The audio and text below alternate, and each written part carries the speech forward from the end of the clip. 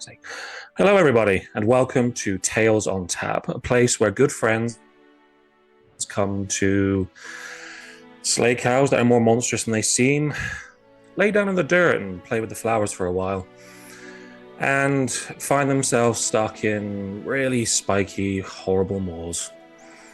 I am, for the third time, and second to last time, your DM Dan for today. And yeah, we are kicking off today, but before we do, we should say hello to everyone else. So, hello everyone else. Happy Halloween! Happy Halloween! Yeah, I hope you all had as much fun as I did on the weekend over this Halloween. You people out there, and you in front of me. Yeah, it was good. We did. I had too much fun. Me too. I'm taking today to have very extra makeup because this is gay Christmas, so hello. This is gay Christmas. Hello. I love that. The B the B in LGBT stands for boo. Boo. I love that. I love that. Oh. Excellent. Well, before we kick into tonight's session, as always, we are sponsored by Valkyrie RPG, your one-stop shop for the best dice apparel. I keep saying apparel even though it's apparel, but I love it. Keep doing it. I love it. Laugh as I say it. They're really good people. You should go buy some of their stuff because we endorse them because we love them. So go to their website, Valkyrie RPG.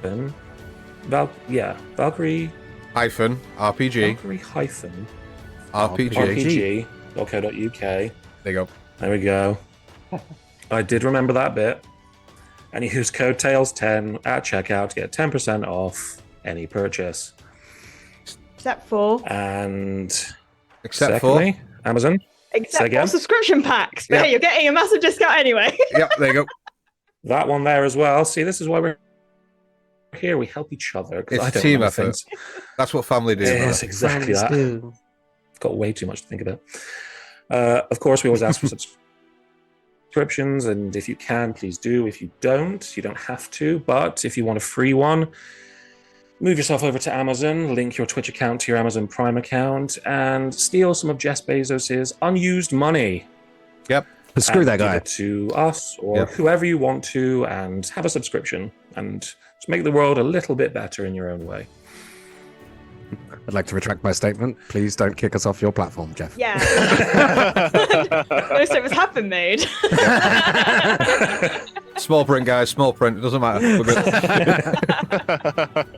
good. Of course, this four-shot is, as it will be till the end, is be sponsored by Level Up Advanced 5e, and I will be moving to Evan to give a quick description on that one.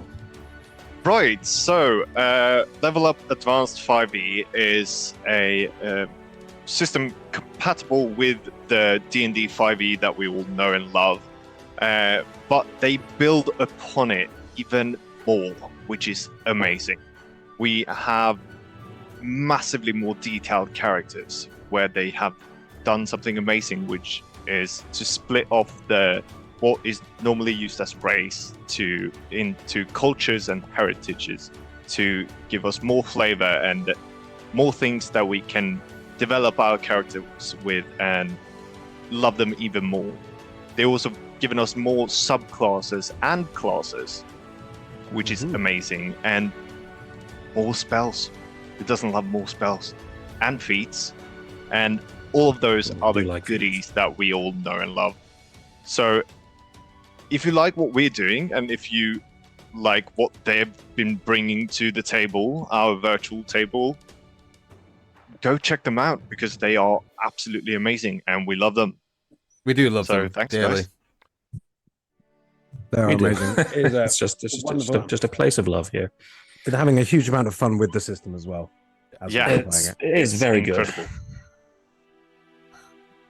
I feel like you told me there's more things and I've forgotten them. So there's definitely more things. Thank you. Yep, go. Okay, cool. So, with Campaign 2 right around the corner, we have already announced that we have some quite exciting news about our Campaign 2 sponsors. And to tell you a little bit more about a couple of them, I'm going to hand it over to some of our favourite players as well. So, let's go to Han. You go first. Tell us about one of the sponsors, please. So, we will be joined. Oh. Oh, have I cut out? Oh, no, you're back. Yeah, you're back.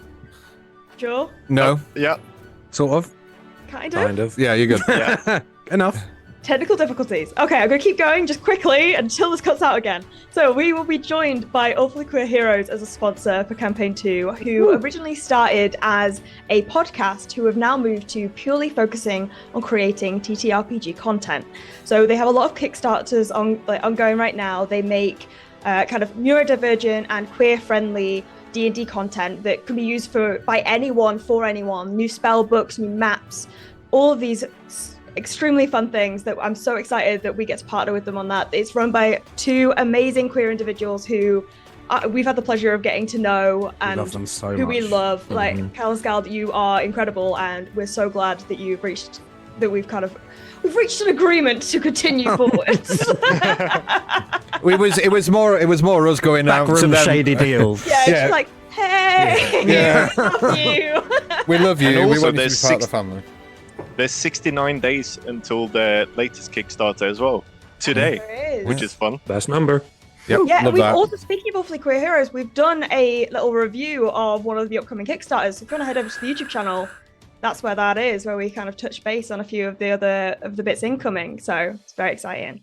Excellent. And to tell you about our other mainstay Campaign 2 long-term sponsor, Natalie, if you don't mind. No problem at all. So we have the fantastic opportunity to be partnering with Tom Kartos Battle Maps. Sorry, my earpiece keeps falling out. Tom Kartos Battle Maps. He'll be sponsoring all the battles going forward. So all those glorious maps that you will be seeing are all done by him. Production values are about to sharply increase. Oh. Yeah. Yes. Yeah. Through the roof. Honestly, guys, and we've done this all for you. So Amazon Prime, you connect that to your Twitch account and you push that little purple button down below. So, as we say, Campaign 2 is right around the corner, and although we gave you a little bit of a sneak peek about the kind of characters that are going to get played next week, we have been inundated with questions from our viewers being like, what is the world all about? What are you doing? What is it all about? Well, Where am I? wait no more. And if you were that curious and you want to know a bit more about it, then just watch this.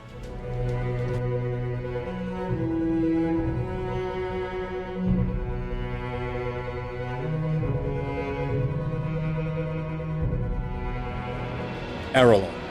Constellation of 10 mysterious floating islands that hang in the stratosphere, each a unique treasure trove of different cultures, factions, and environments. Here, high above and obscured from the forgotten realms below, magic courses through the very air you breathe. In these lands, bravery forges destinies, and a legendary journey is about to begin. As the mysteries of this strange land are being unraveled, a malevolent power seeks to shroud this wondrous realm in eternal darkness. But where there is darkness, there will always be those who rise to meet it. Brave souls will have to confront horrors that defy imagination and unravel secrets that question the very essence of magic itself. In the face of adversity, would-be heroes must find the strength in each other and the bonds they forge with the people of Erelon. For it's the power of unity, resolve, and courage that will carry them forward through the skies. Embark on a destined journey aboard a skyship to discover verdant forests, sun-blasted deserts, winter tundras, bustling cities, mountains, and depths. This is Erelon, and it's here that our journey begins.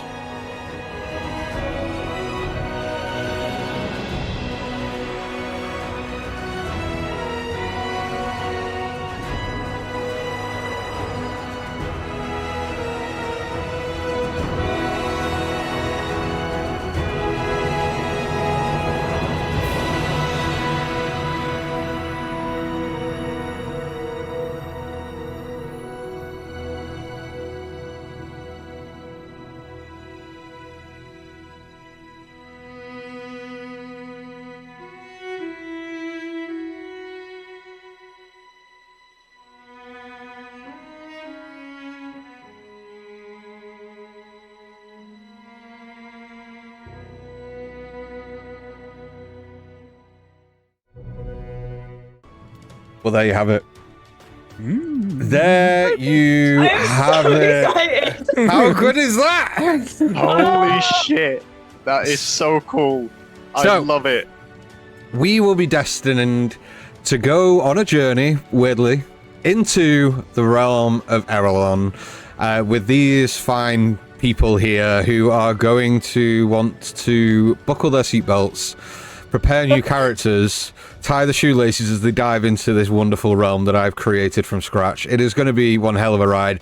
November 14th, exactly 2 weeks from today. So we've got the finale of this next week, and then the week after, new mainstay campaign kicks off, and it's from level 1 with brand new characters. You get to join us right from the beginning of a brand new adventure, so tune in, because if you don't, then we know who you are. I have names on my Twitch We have report. eyes and ears everywhere. We will know, and honestly, if you've watched any of our streams before now, you know we know how to bury a body, so make sure you're there. November Put 14th. it in the bush. Oh my God, Oh my God. In D&D. In D&D, definitely in D&D. That was not a threat. That was definitely not a threat. Oh, okay. FBI, if you're watching this, it was definitely not a threat.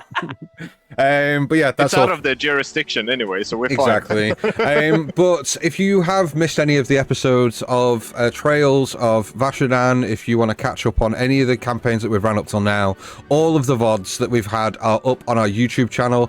Please make sure you go over to the YouTube channel. If you haven't subscribed already, just make sure you do.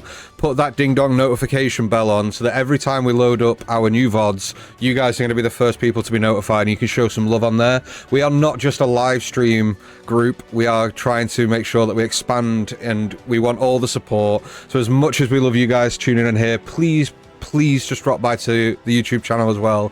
Make sure you like our, you know, If I eat any more Halloween candy, I'll expand.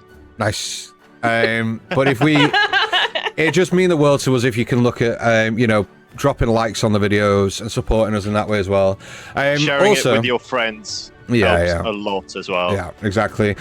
So something else that we were going to talk about, and we have kind of got in the pipeline as well, is a wonderful suggestion by one of our latest viewers, one of our mainstay viewers now, Casper.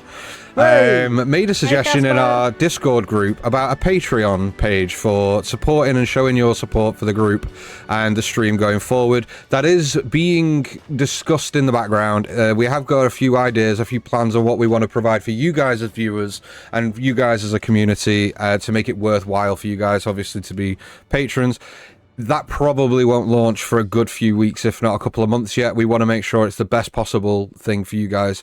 If you are parting with any of your hard-earned money, unless you steal it or whatever, but if you are parting with that, with your hard-earned money, then we want to make sure that it's the best thing that we can possibly provide you as a service. So it is in the pipeline, but it is going to be a slow burn because, it means you guys mean the world to us, and what we do here is special to us already, and what we want to provide you guys needs to be just as special. So just bear with us, because anything we do is not only for us with you guys watching us, but it's for you guys as well. So just bear with us with anything like that. I know that we have a really bad habit of teasing things and then it's a little while till they're launched, but it's purely because we just put so much work and effort into it in the background that We are 6 perfectionists here trying we are 5% perfectionists and a fucking anal retentive dickhead that wants everything done immediately.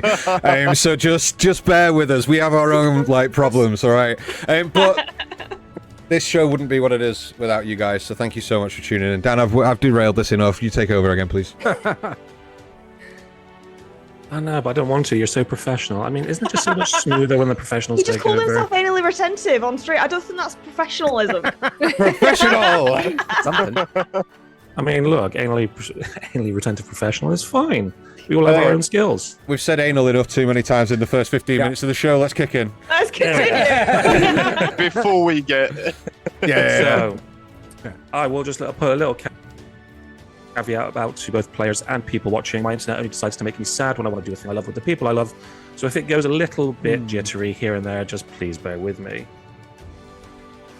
But with that in mind, I think it's time we started playing some D&D.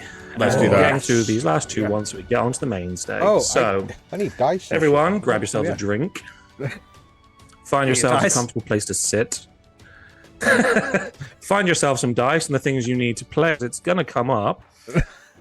And get ready for this episode of Tales on Tap. We're not very good D&D players.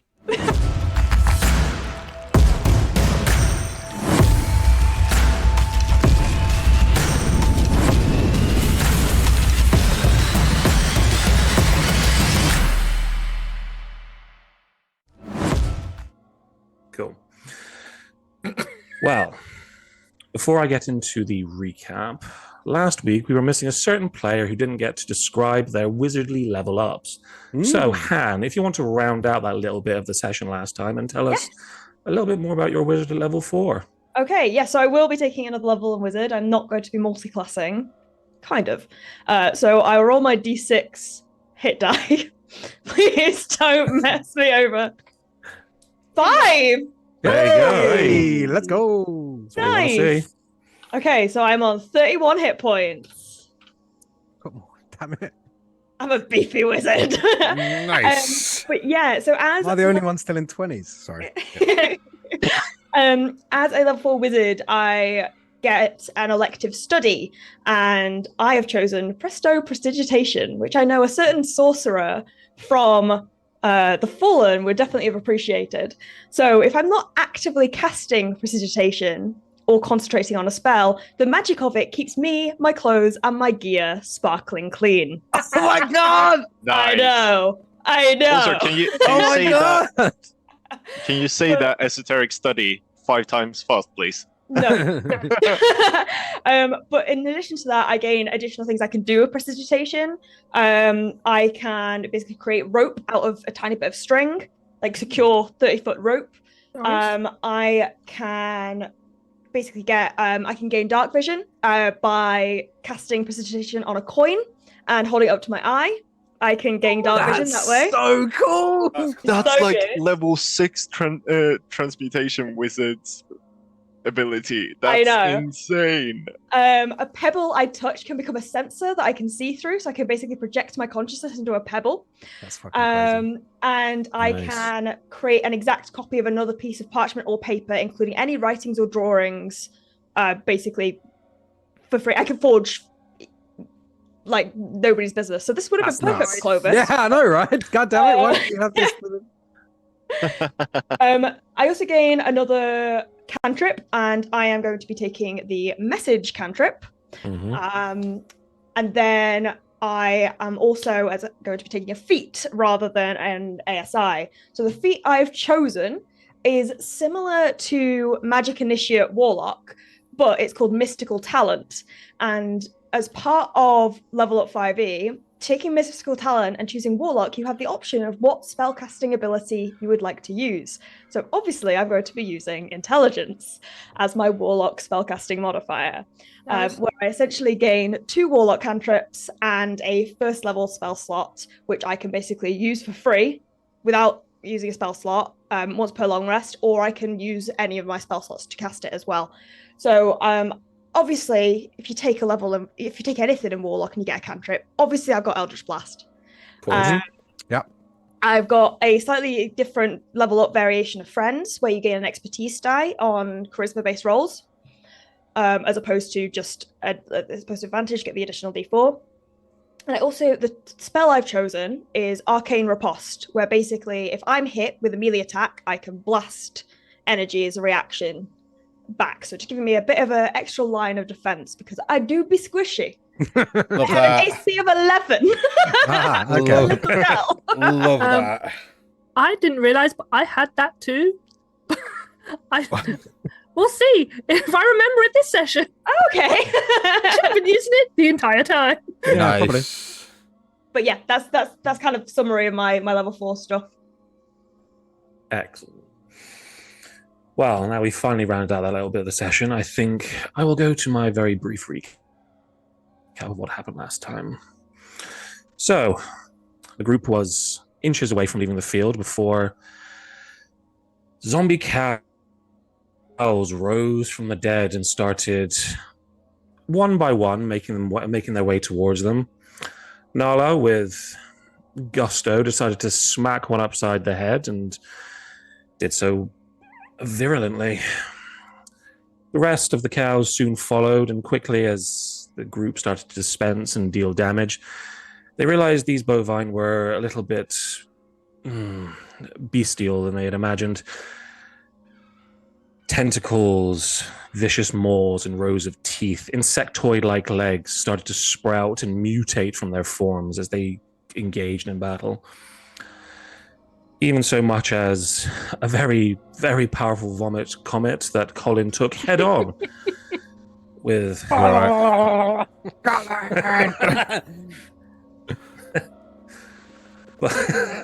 but quickly they dispensed with them, and looking upon the field of destruction, nailing bills to innocent farmers' windows and trying to find their way through the tall grass, they made their way towards the forest where the stone was pointing and sound was starting to emanate. Rufus, trying to persuade the local birds to, come to his aid, managed to find one with the temptation of a ham sandwich. It's the easiest pull he's ever had. And quickly they had a small skyward scout. Of course, it would be nothing. It wouldn't be Rufus if he didn't stop to smell the flowers and cover himself in them. And as he did and tried to gain some information from the earth itself, it wasn't particularly helpful. It was more of a, this is the right way to go, but it's going to be dangerous.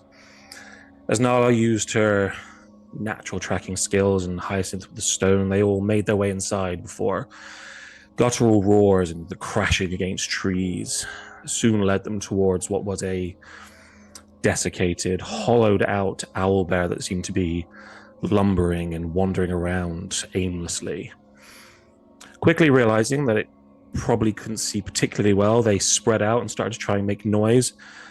Unfortunately, Nala, with a heavy, muscular foot, broke some undergrowth and engaged this thing.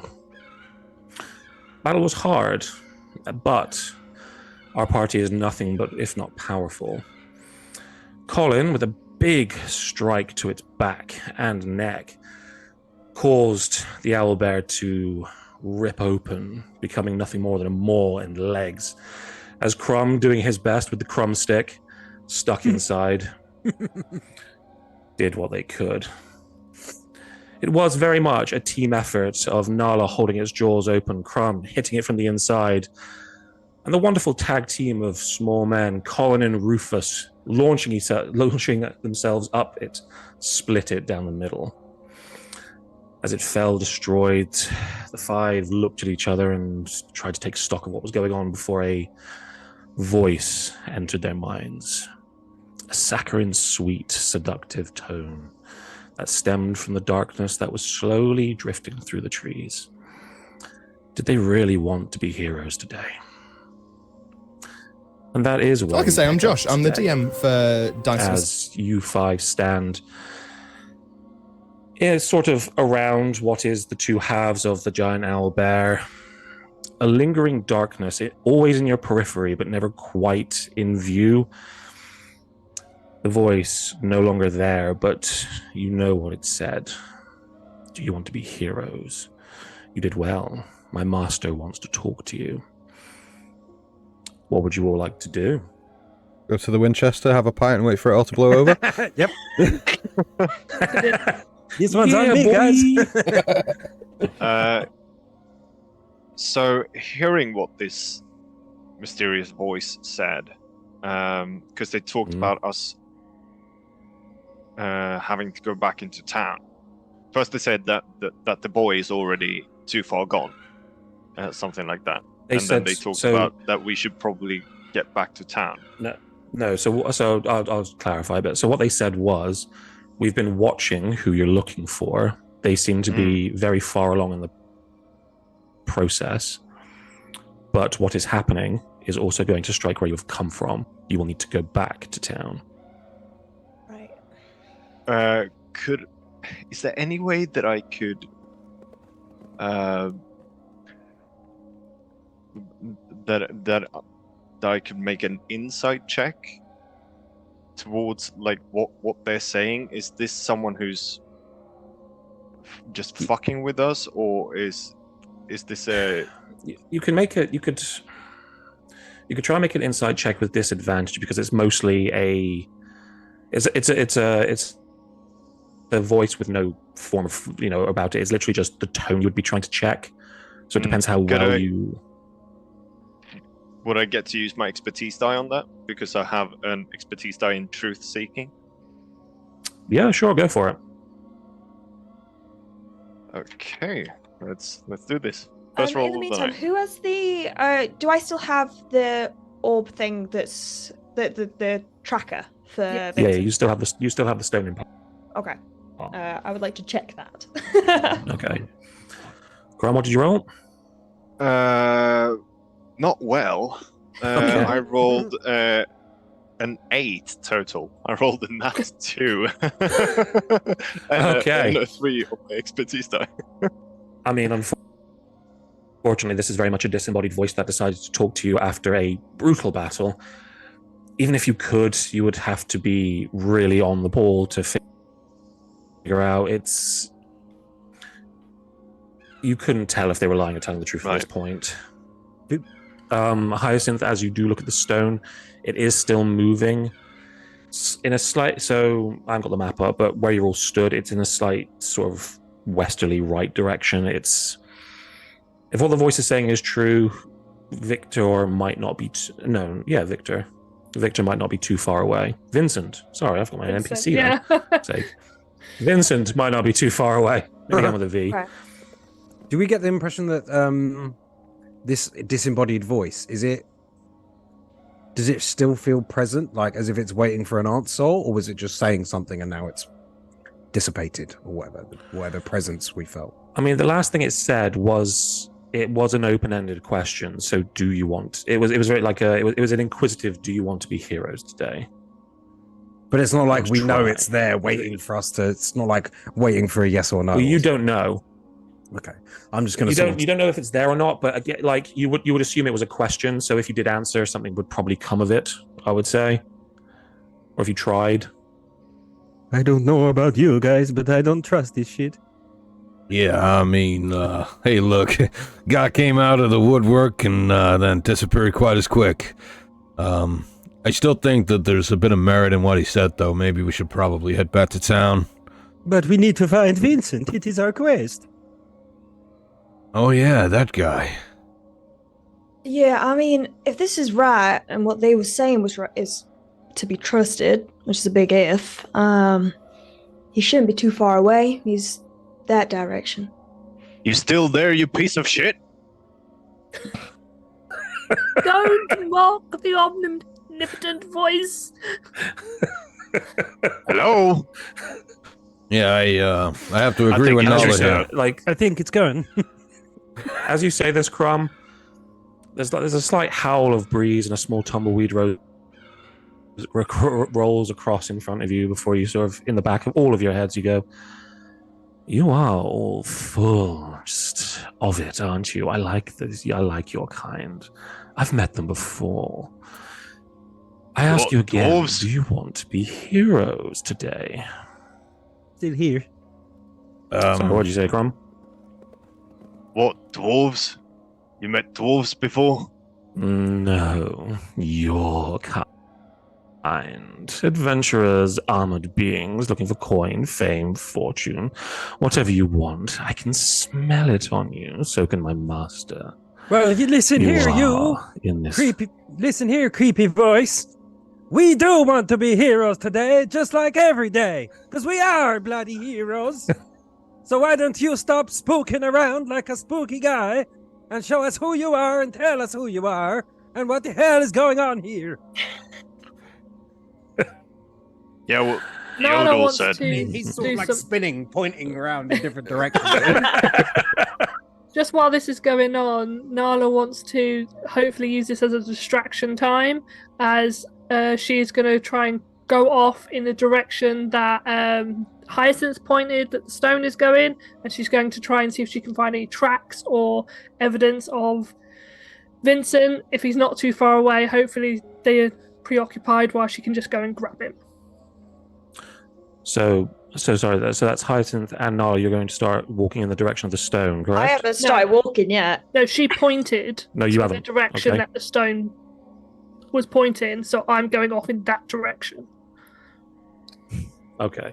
Trying to use So as Rufus sort of shouts these heroic words into the ether, hoping something will pick up, and Nala starts to wander off, the voice waits a few moments as you sort of look at the stone Nala and begin to walk, and you just hear, "That's right, he is in that direction. I've been watching him closely for a couple of hours now. He's not long for this world, I'm afraid, but if all of you head about 50 feet that way, you'll find the poor unfortunate soul. Be quick, though. He may not have much time for last words." I pick up and I run. I pick up my pace and I run. I'll run along behind her. will- I'll be druid crafting like vines and any foliage out of her way so that she can get as quickly as possible and spot him as easily as possible. Colin will follow at a mediocre walking pace. A mediocre walking pace. Yeah, I'm not quick walking. I'm just like, just like. He's got the marathon. As he runs off, he goes, "We'll finish this later." Wherever you are. So as you all sort of, in your own pace, start making your way in the right direction, at about 40 feet, you start hearing. And then as you sort of round a bend, you see what looks like sort of like a sunken out area of earth where sort of roots have become exposed. And Nala, you'll come up first because you're sort of heading the group, and as you all sort of come around in this kind of not ditch so much, but just sunken area, you'll see the very familiar form of Vincent Silverstare. Yeah, Vincent Silverstare. I need to remember my own NPCs. He is torn. He's not torn up. His armor looks like it has been ripped from the chest off. You can see sort of where the shards of metal used to be around his belt and things like that. Like one pauldron remains, but one is very torn and skewed. His he was a generically handsome guy anyway. He had a very strong jawline, huge sideburns, sort of dark red skin, these very fierce yellow eyes, and sort of long black wavy locks. And he is just disheveled and in tatters. You've known him before. Yeah.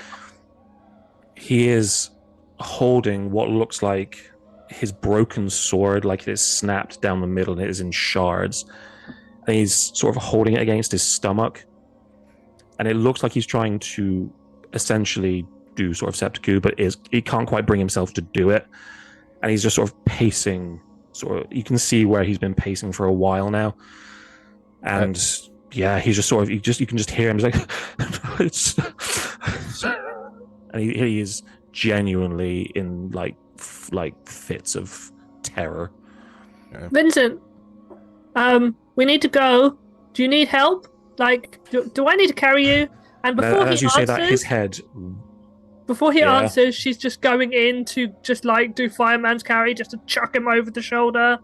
Before he answers. And as you sort of slide down a slight embankment towards him, you see him instantly back off, and it becomes quite apparent that there's a huge bite going from sort of where his hip starts up to his shoulder.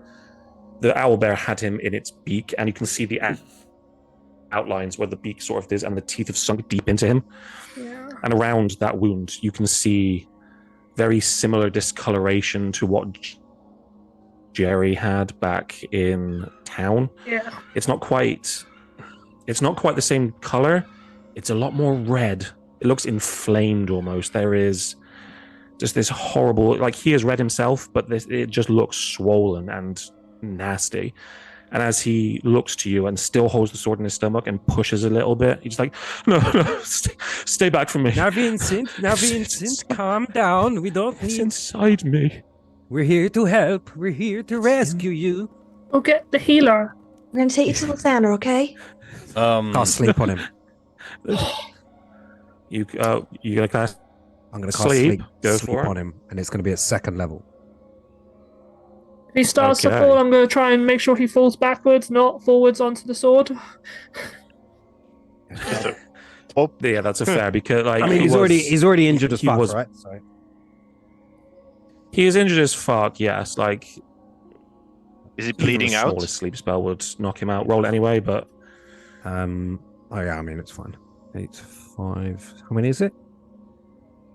5. So it's 68. So Oh, 68, yeah. because I'm doing it second level. So count them with me. 8, 5, 13. 13. 4, 17, Yeah. 6, 23, Mm-hmm. 3, 26. 20, 7. 29. Yeah. What? That's 6. That was 6, right? Yeah. Sorry, that was me. That's my math. 33. 33. So 33. If he had Yeah. less than 33, I mean, he falls asleep. I mean, easy enough. As he sort of looks at you in horror, and he sort of his last item was like, "It's in me." He sort of, you just watch him, like the sword falls heavy to the floor. There's no sound, and he just sort of lurches forward into your arms, Nala. If you go to catch him, Yeah. yeah, and he Quickly, just, we must he just- immediately he just limp against you. administer aid. Yeah, we were told no scratches, and this is a hell of a lot more than a scratch. And hey, we want to get paid, right? Well, we'll get paid. We won't get paid if we bring him back dead. Or not. Okay, so. well, move aside. Well, Move aside, technically, and I'll that's not even run a up. not even a scratch. It's a bite. I mean, nobody said he didn't have to have bites when we brought him back. So I'm just thinking it contractually, guys. Look, I have it's just our best interest at heart here. Hey? Does it look And Vinny's obviously. Does it look like it's infected? Like has the infection spread far, or is it at the beginning of the infection? So, roll me a medicine check, please. Can I Yep. join Crom in this assessment? I've got a specialty in diseases. Yeah, absolutely. Yeah, you can. So you can either roll together, or one of you roll with advantage. It's up to you. While they're checking him over Depends who's got the better what. with the medicine, I'm going to just say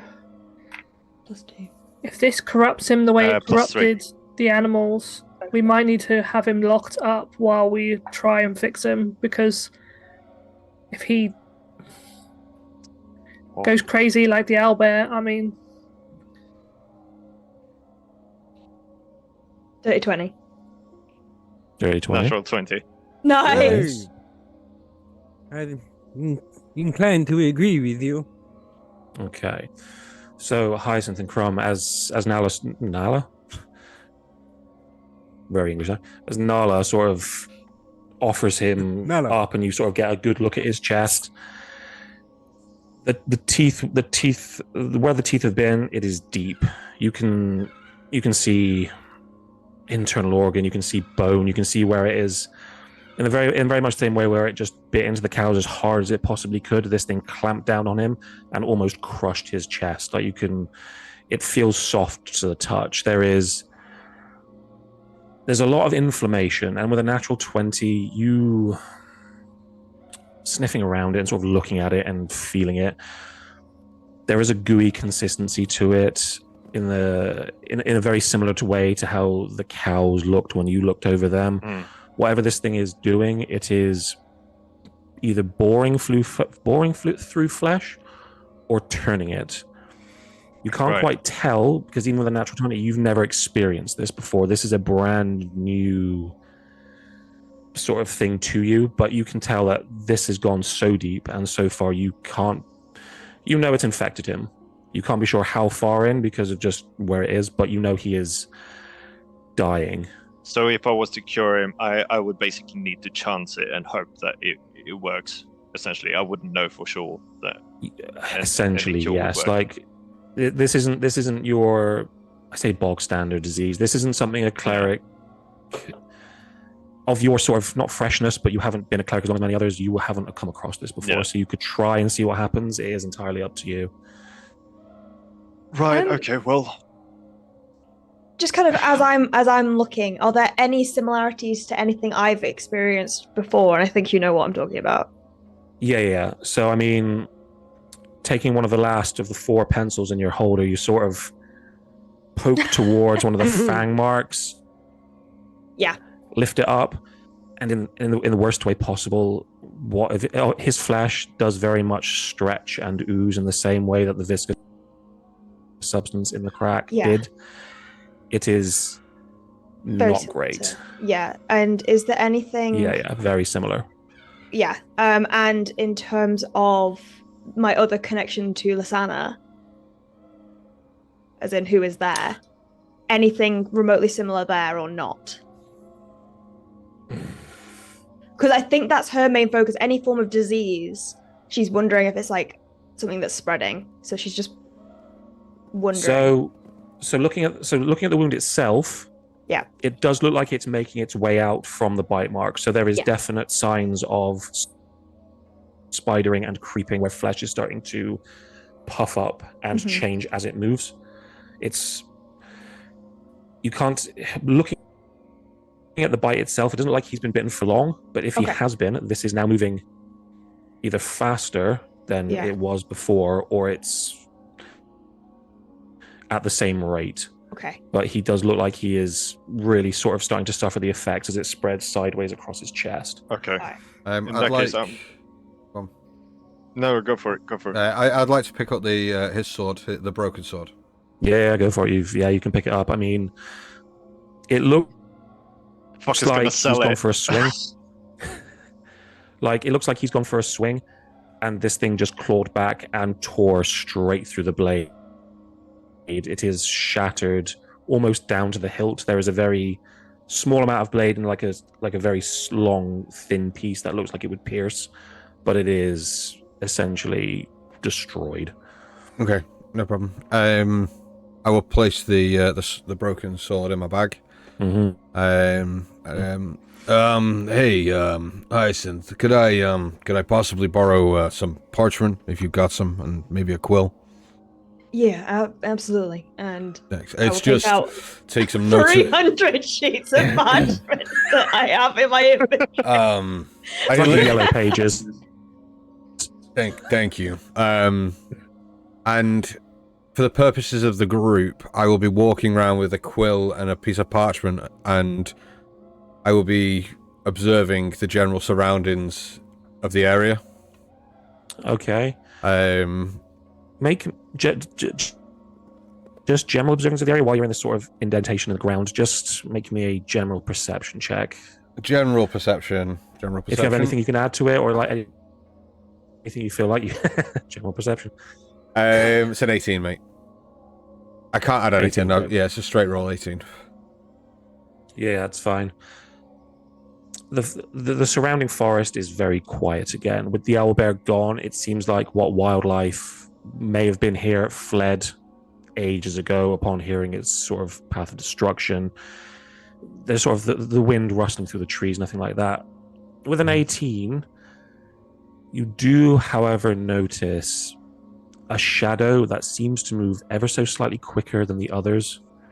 So as the sun's descending and it's sort of the shadows go through the trees and you get this sort of slight ripple, it's almost like a section always in your periphery, never quite directly where you're looking, is just there, moving as you do. And if I turn to look at it, it shifts. It essentially moves with your periphery. If you were to turn that way, it would stay sort of like right to the side of your head. Okay. One of those floaters in your eye that when you try and look at it, it moves. Very much, yeah. Oh, grim. Okay, cool. And then I don't know if anybody else wants to do anything, but if we were to start heading back to the village, Colin will walk with the group, but we'll be at the back of the group and we'll be writing on the parchment. Well, I'm gonna try and save this fucker before he bleeds out to death or gets seriously Well, Nala is infected. moving with him, but she will move. She will slow her down enough so if you can do this on the go, so she is side by side with you, but she is moving. She doesn't want him to die out here in the woods without being able to say goodbye to his father. So Right. Well, either we move or he dies. Because I don't think that Crumb can cast and walk at the same time. How long does it take to cast what you're going to cast? What are you casting? Lesser restoration. That's like an action. Yeah, that's fine. That's an action, right? yeah, So I'll slow down enough Just for you an to be able to do that. Okay. You can do it on the move. If Nala's doing the princess hold, you can. Yeah, I'm not running. Yeah. You can do it as okay. you go. Like it's fine. So I'm gonna basically take my sort of the gauntlets that I have on are basically gonna burn up with sort of cinders, almost like I'm heating up the metal, and I'm gonna place it on the wound, and it's just gonna start like searing, on sort of where the bite mark is as I cast. Non-damaging searing. It's healing flames. Yeah, basically all my healing is essentially just a forge. It looks like a forge starting Yeah, to yeah. pick Me up. too, bestie. Me too. And as Did you see Nala flinch as you come towards her with a hand of flame? But she tolerates, but she you can see that it actually scares her a little bit, and she kind of holds him I out a told you bit to- further. Fucking put him down. I'm just She gonna doesn't. press my hand against it.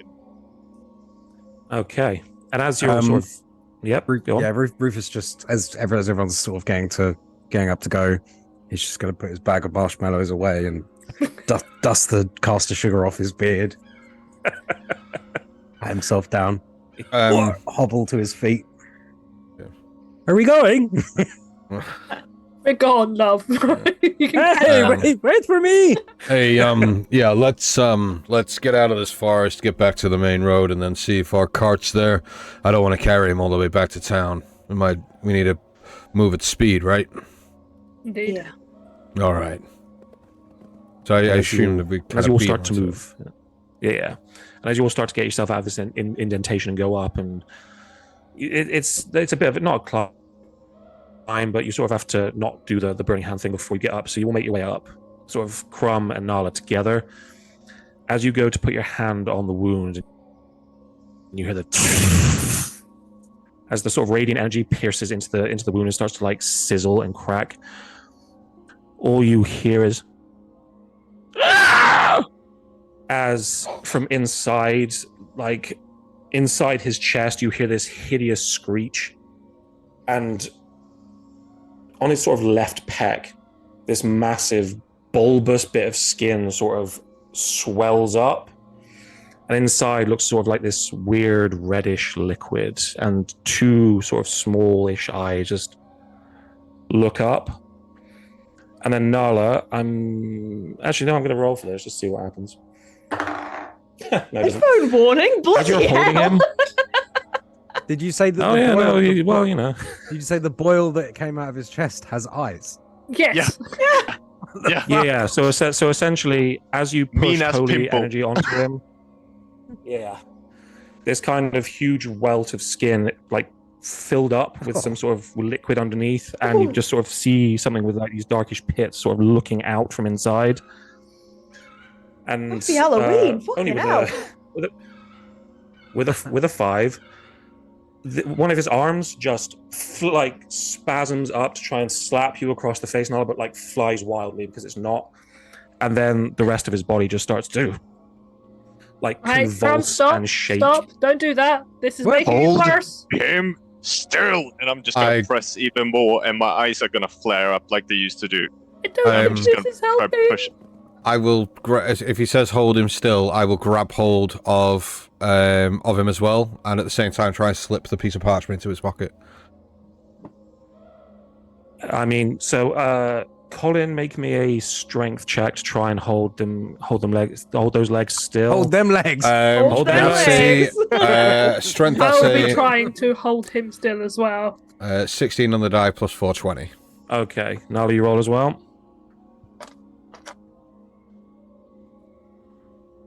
This count as a grapple? I mean, you're holding him to your body, so you can try to grapple him if you want. Yeah. I've got a proficiency.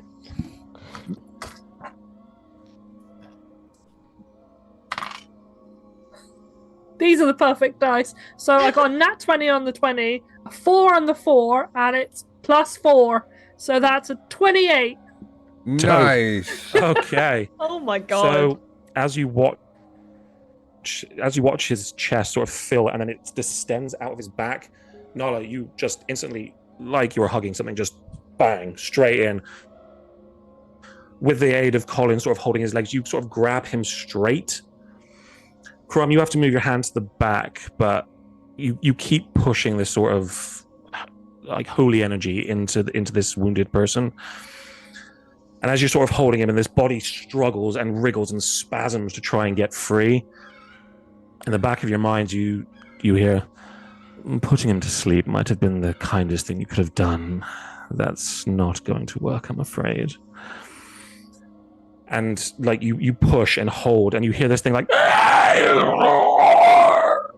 and like you see these as you hold it between your arms, Nala, you feel his skin expand as this sort of fluid starts to build up.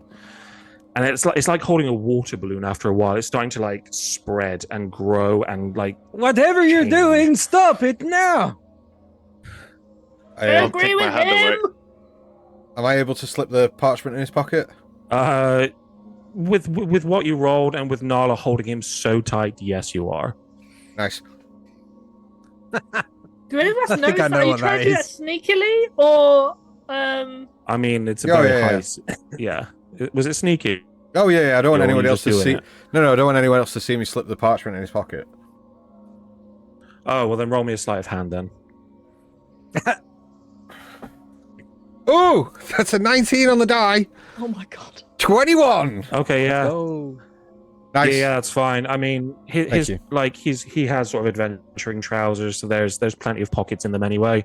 With the amount of spasming and stuff that's going on, you just straight into one of them.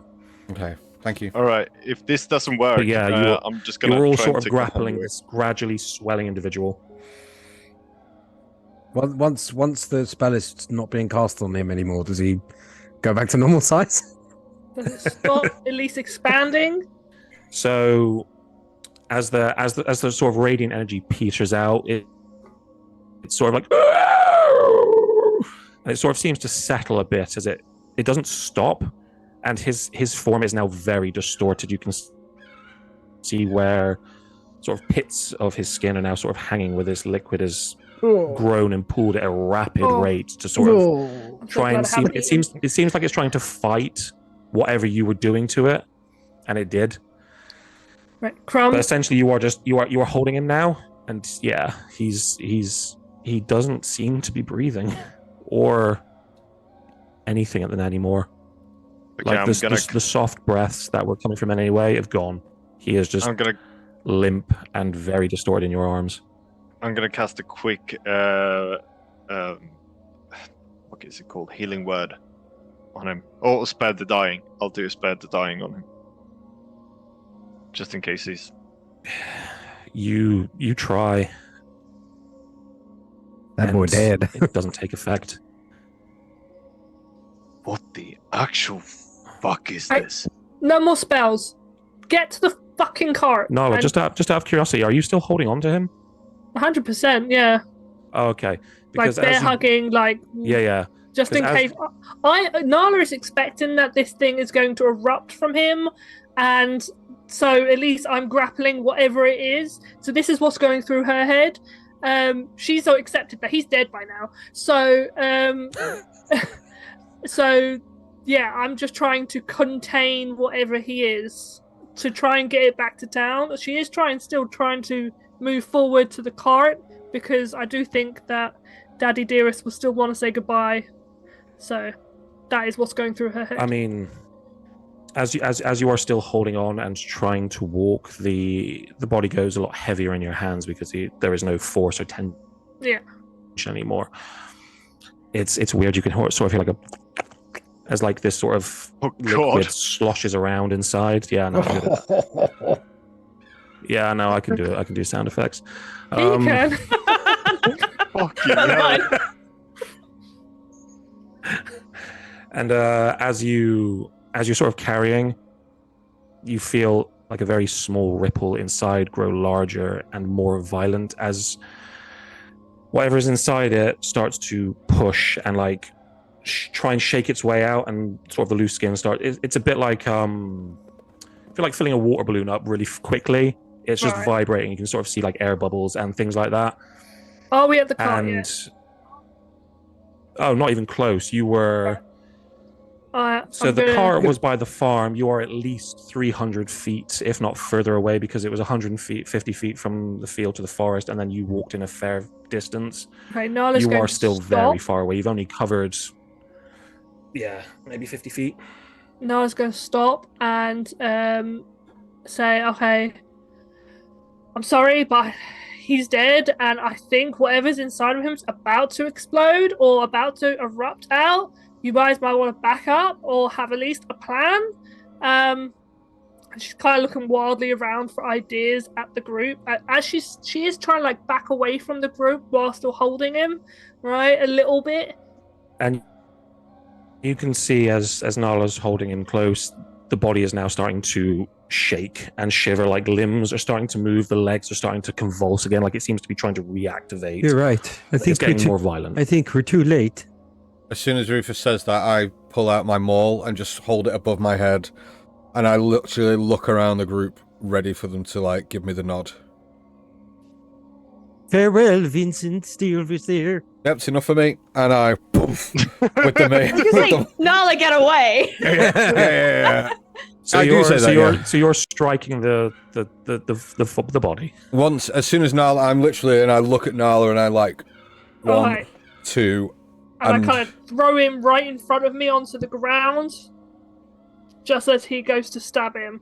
yeah. I'm just gonna maul shield top head, boom. Hyacinth with my shield. Yep. From below the shield, you see a firebolt also heading to the body.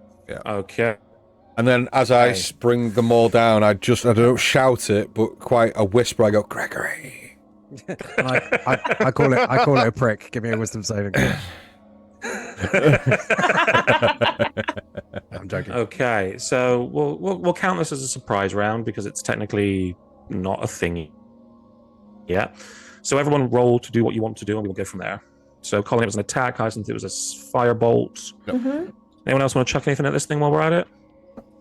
Do I have time to grab my dumbbell off my back and bring it down? No, very, very, very much letting go and sort of shoving. That's would fine. Be your, That'll be my action, just to your thing place here. him where he needs to be. Then. Yeah. That's 17 to hit. No, definitely hits. Where the hell is my D10? There it is. Would it be prone? Give advantage. Or melee? I get disadvantage if it's prone. Yeah. Never mind. Yeah, but is it prone? will I get just- I'm joking. I'm only It's messing. not. It's I will neither. describe what it is once you have rolled. No, but we need to know what it is so that for the roll. If it's advantage or disadvantage. No, there's no advantage. It's just straight rolling. Straight Okay, roll. okay. Okay. 9 points of fire damage. Dope. 21 to hit, which hits. 2d6, which is 8 plus 5, 13 points for me. Dope. Okay. Of squishy, bulbous, squashing power. Yeah. So this is how this is going to go down. Nala, as you Whack damage. Nala, as you let go of the body, it's weird. You would think it would fall to the floor, but in this sort of like strange drunken stance where the knees knock together and the feet sort of stand, it kind of falls off you and stands very limp in the middle of the thing as first the maul comes down and seems to, like, you hit it, but it is so gelatinous that your maul just sinks in and it does not feel like it's done as much as it did. But you have broken skin. At this point, when you retract, the firebolt straight through like the bit you made out the other side. And that seems, unfortunately, to be the thing that was holding it back as you watch it all sort of swell into the chest and his head sort of distends and it distorts. And then this kind of reddish liquid ooze streams up but doesn't drop, kind of like a gently flowing fountain. It kind of just sits and ripples in the air. Oh god. As from his hips and sort of around his stomach, you just see these sort of long gelatinous legs pierce out and hit the floor to keep this body upright. And from sort of his now stump neck, you just watch as these sort of weird slime demonic forms start to make their way out. There's like 3 or 4 of them. They seem to have torsos and arms and heads, but they're very gelatinous, sort of hollow eyes, these little horns, sort of hands. And there's like 4 or 5 of these things just slowly moving around each other, seeming to sort of drip and flow like water. Their faces sort of falling down and then reappearing every so often. I really wish I As it didn't just use sort of second level sits spell. in the middle of this glade. And it doesn't seem to do anything for the moment. It seems to just sort of be taking stock of its form almost, as it sort of just stands. Its body, like the body of Vincent, like slowly moving and like jutting around. Everybody back up! Everybody back up! Slowly backing away a little bit. Behind As Crumb's soon as- shield, as fully soon as hidden out of view, you hear Hyacinth go, "My bad!" As soon as everybody's 10 feet away, Crumb's gonna reach out his arm, snap, and cast Corpse Explosion. What the fuck is that? What? Is that a new spell? Have you? Corpse It's a new explosion. spell from level up Advanced 5e, which is literally. I'm gonna these fold my corpse. arms here and say you probably should have run that by me first, but carry on. Do you miss out? It literally requires a corpse to function. Each creature within in 10-foot radius of this thing, the which includes it. Then, since the corpse is attached to it, I assume, needs to make a Constitution saving throw.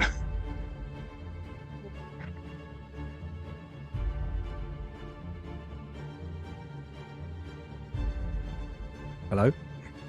Oh, Thanks, person. technical difficulty. Oh, at a pivotal moment. Da-da-da-da-da. That Well- automatically means that it succeeds. We defeated Yep. the monster, guys. Yay! He's, Well done, he's just Carl. building the suspense. Yeah. He's there. He's there. He's just. Very good at staying still. If we know Dan as well as we know him, then he's going to be at home now freaking out, literally you being know. like, "What the?" Like running into Oh, his bedroom. he's red in the face. He is stressed out. Yeah. So, we'll take this opportunity. He's right back. We'll be back in a moment. In the meantime, check out this trailer.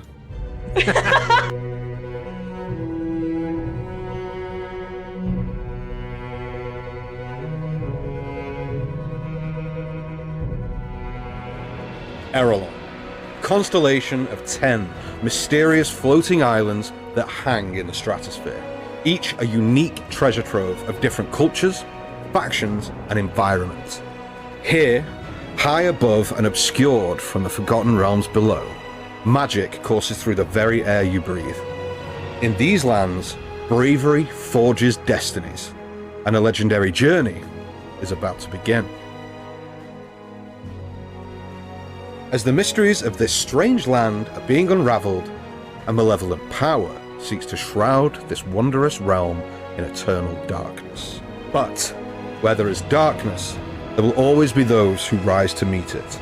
Brave souls will have to confront horrors that defy imagination and unravel secrets that question the very essence of magic itself. In the face of adversity, would-be heroes must find the strength in each other and the bonds they forge with the people of Erelon. For it's the power of unity, resolve, and courage that will carry them forward through the skies. Embark on a destined journey aboard a skyship to discover verdant forests, sun-blasted deserts, winter tundras, bustling cities, mountains, and depths. This is Erelon, and it's here that our journey begins.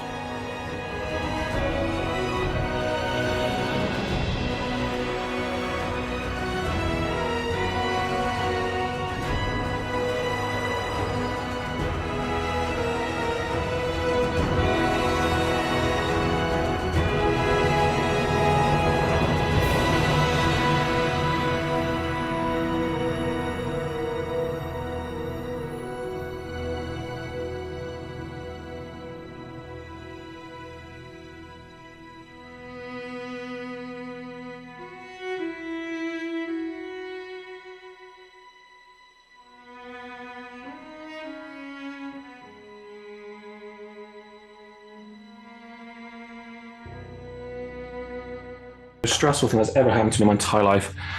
And we're back. Running the trailer again. Don't worry. No, we're back. We're back. Right, excellent. So sorry for that, everyone. My internet, like I said, just hates me and only wants me to suffer when I want to do things I enjoy. So, corpse explosion. That was a thing you just decided to do. Yeah. Yeah. Repeat that for me again. So you need to make a Constitution saving throw. Yeah. Any wireless routers within a 20-foot radius must make a And the saving throw DC you need to beat is 13. Okay. Yeah, I'm afraid of this creature. That's a 17. I'm sorry. Yeah, you still take half damage then. So Okay. so you're gonna take 3d6 thunder damage. Phew. Okay. Halved. Halved. Yeah, So yeah. you'll take 4 plus 2 plus 2 is 8 minus 4, so 4. Yes. Math. I don't know math, guys. So 4 thunder damage, and yeah, that's it. Okay. And as you do, and you sort of try to, you see what looked like his stomach just in a cartoonish way, just, and you sort of see it like bend out and then shrivel back in. Shit, that didn't work. It's- Fuck. It doesn't seem like, having done that, you see one of the heads just sort of like turn on the pivot and look towards you, as the other 4 do the same. And these grasping hands sort of start looking in your direction, Crumb. And as you- Oh. as it does, and the corpse kind of buckles on itself and it falls down onto these hands, and it sort of sits there and looks at you, sort of ready to pounce. In the back of your minds, you just sort of hear, "Well, you did a very good job of getting that out. I did want to see what was going to happen. So sorry about your friend, but Get out of my how head in a about this, voice. things you've taken down." You're not fucking helping. And I'm gonna run up You to the got monster. nothing good mean- to say. Don't say anything at all. Actually, I rather think I am. Just hold on. I want it. I need to study it. We all do. Wait, are you As my it stands, conscience? its hands ready to. Yes, Makes sense. Colin. I am your better half. I'm afraid it's not looking good for you. I fucking hate myself. And I'm gonna run up and charge this monster and attack it. Yeah, Colin, I I'm can doing hear the your same. conscience. Well, as you do, as you try, and this thing, you sort of see its arms like it's kind of like it's stamping on the ground, getting ready to move. And as it does, from below it, a gigantic mouth just opens up in the earth, like a literal mouth, lips, teeth, a tongue. And this thing opens up, the tongue wraps around this thing and just pulls it inside. The No, earth closes. not And it Jerry. is gone. Corpse and all, everything is gone. There is nothing but silence and a slight echo as it goes. I Fuck's think you'll Vincent. appreciate what I just did for you. That thing would have killed you all outright. Sorry. Shit. Who are you? What are you? Why are you? Oh, are you? How are you? Are you? Valid questions. Where are you? I think it's time we met. And Colin, that dark shadow you've been noticing in your periphery slowly starts to make its way around, and you all see this looming shadow moving through the trees. And as you do, you see what appears to be a person stood amongst the black. So dark is it, it's hard to gauge distance, height, size, anything. It's like they're walking through Vanta Black. It is just a person. They don't even seem to be walking. It's almost as if they're just moving with the shadow. And as it comes to stop in front of you, what looks like far away, but again, you cannot gauge, you see a figure. And they look towards you from a distance, and then in like a 30-foot jump, they just shift. No movement, no nothing. They just appear again. And they're maybe, again, you couldn't gauge, but 60, with another jump, they just sort of again appear 30 foot, moving through the darkness. And as they get close, what you see is a slender figure, Oh, for robed fuck's in sake, this Slender very Man. fine. Not quite. It's much worse. You sort of see this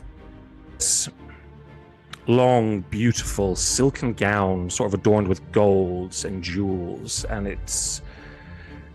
the form is hard to distinguish. There's no defining feature, and as they get closer, you notice the arms are like rolled up, and these long arms that reach the floor just sort of stand, like sit in a very proper position.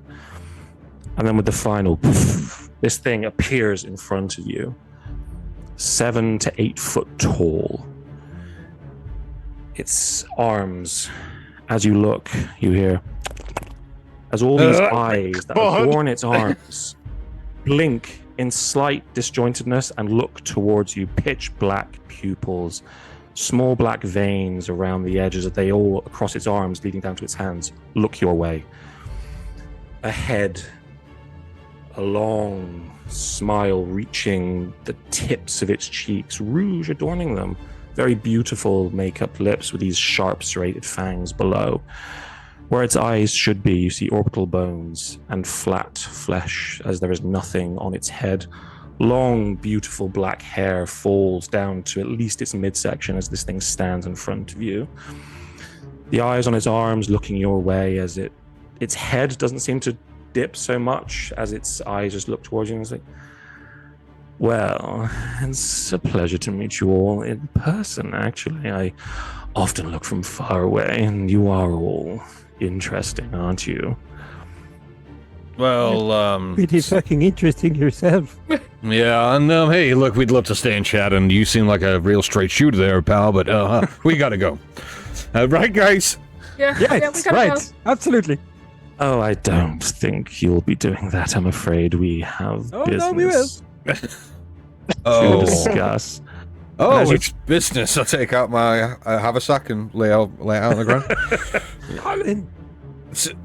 Sorry, And as you all stare towards this thing, the darkness around it creeps across the floor in these long, stretched, pointed shadows as it sort of encompasses you. And the forest you were surrounded by now looks like a sort of small window, like a fisheye window, sort of to your right, as you are now stood in what appears to be pitch blackness, still able to see, able to gauge each other properly. But the world around you is now just this small fisheye portal to your right as it stands. And I'm afraid, again, I don't wish to keep you for too long, but we will walk and talk, and my master will tell you what he needs of you. I'm afraid it is not good. well, Is it, master? I'll have you know that I'm afraid. Yeah, me too. But Yes, our only master is the good will of the people. That's right. Well, then you all have something in common with us. We only want to protect you all. You see, unfortunately, something has gone awry, and, well, I speak too much. I'm merely the vessel. Hold on a second. I will call my master. And as they do, these long arms move up, and as the eyes move as they do, what's weird is that they don't seem to bend at an elbow joint. They just seem to curve continuously inwards towards them as these long pointed fingers delicately take the corners of the robe and separate. And underneath you see a very generic demon form. There is no mammalian traits. There's no male or female to it. It is just a body, so very androgynous in its makings, except for a small slit in the stomach that grows and grows. And as it does, a very familiar set of lips form across its stomach as this huge mouth spreads from its midsection into a grinning smile. as the creature holds its robe open for this huge mouth. He just, well, I have been waiting to meet all of you. Me and my vessel here have been watching from the sides, and I do love hero types, don't you? And as it speaks, you see these massive rows of flat teeth, no fangs to be seen. They just look like incisors, just huge, white, pristine, clean, seeming to. It's just a beautiful smile if it wasn't stuck inside someone's torso. And as it looks to you all, well, as the vessel looks to you all, the mouth seems to take notice as a huge tongue slowly descends through the lips and out and just sort of starts to weave its way in towards you. So, you're the ones who felled the beasts that came from what I made. Well, I say I, what we made. Sir, this You've was done your well. fault. Nah. It's a long story, if you're willing to hear. We have a little bit of travel time. And if nothing, I do like a bard, and you like to hear stories, don't you, my friend? And as he speaks, the tongue sort of wraps around you. Well, not wraps around you, but sort of circles you. Oh, yes, I can taste your desire. Your wanton needs to be a great bard to tell stories. Please do not invade my personal space like this. I don't appreciate it. Please maintain distance. He's not that Social distance, kind of bard. Yeah, like boundaries, man. Tell us what you want with us, evil, creepy floor of stomach mouth. Crumb, as you say he's not that kind of bard, you see the tip sort of look towards you and weave its way around you. Oh, one of Olwyn's band, is it? I didn't realize the sun worshippers came this far south. Oh well, I suppose you'll be useful. And you, my little friend. As the tongue weaves its way towards you, Colin. Nope. And I just kind of desire to you. Slapping it. As you slap it, you hear a very like the squelch of your hand. Not necessary. Hey, Oh, you're a greedy one, aren't you? hey, listen. You like gold. Listen, hey, buddy, whole pal. Usually I'm in for this sort of thing, but you didn't even ask first, and kind of have rules about that kind of thing. Hey, we haven't even established a safe word yet. Oh, I do love mortals. You're all so adorable. You think you can control and stop what you can't. It's wonderful, really. So, You're you're probably not. all wondering what's going on, aren't you? Yeah. You could say that. Oh, a learned one. The tongue weaves its way from Colin towards you, Hyacinth, and sort of like a cobra sort of weaves and coils around. You like to learn, don't you? You want to know. Yeah? Before it goes close enough to Hyacinth, Crumb's gonna slam his shield down, like, in front of the tongue. I mean, you do, and it sort of stops, shakes a bit, and then just weaves its way around. Like, you hear a slight chuckle of as if that was cute. As it keeps going and makes its way towards Hyacinth, and you like to learn, don't you? You are one for magic and arcana. I know lots about arcana, you know. We could do many things. I could do all lots with all of you if you just gave him. Quite honestly, I'm not one for giving in to any deal that's presented my way when I don't understand the facts and the small print first. I'm quite thorough, I think you could say. Oh, I do love you all. It's been so long since I've interacted with mortals. Oh, yeah, this is just wonderful. Okay, I suppose I better tell you what we've done. You've noticed the cracks running through the south, yeah? Yeah. Correct?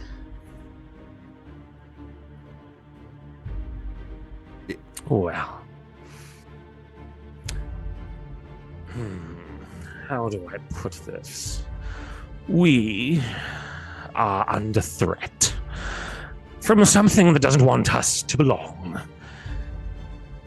And we wanted to make a way to keep ourselves here. We need to be, as it were. And unfortunately, we found the soul. Lost and confused, bound for your world by some mean or another. And we may have gone a little far with what we did.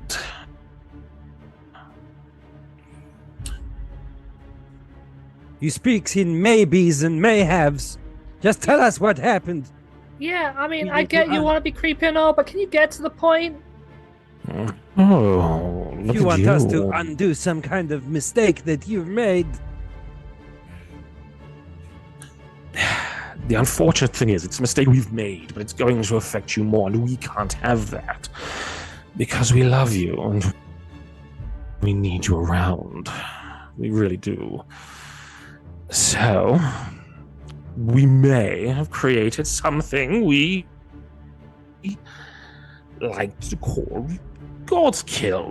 We were a bit arrogant at the time. We're still new to this, you know. And, well, it's slowly been making its way through your south side. Tell us how to stop And it. then, Yeah, it kind of sounds like you have lost control of this thing and want us to go and gain control of it again for you.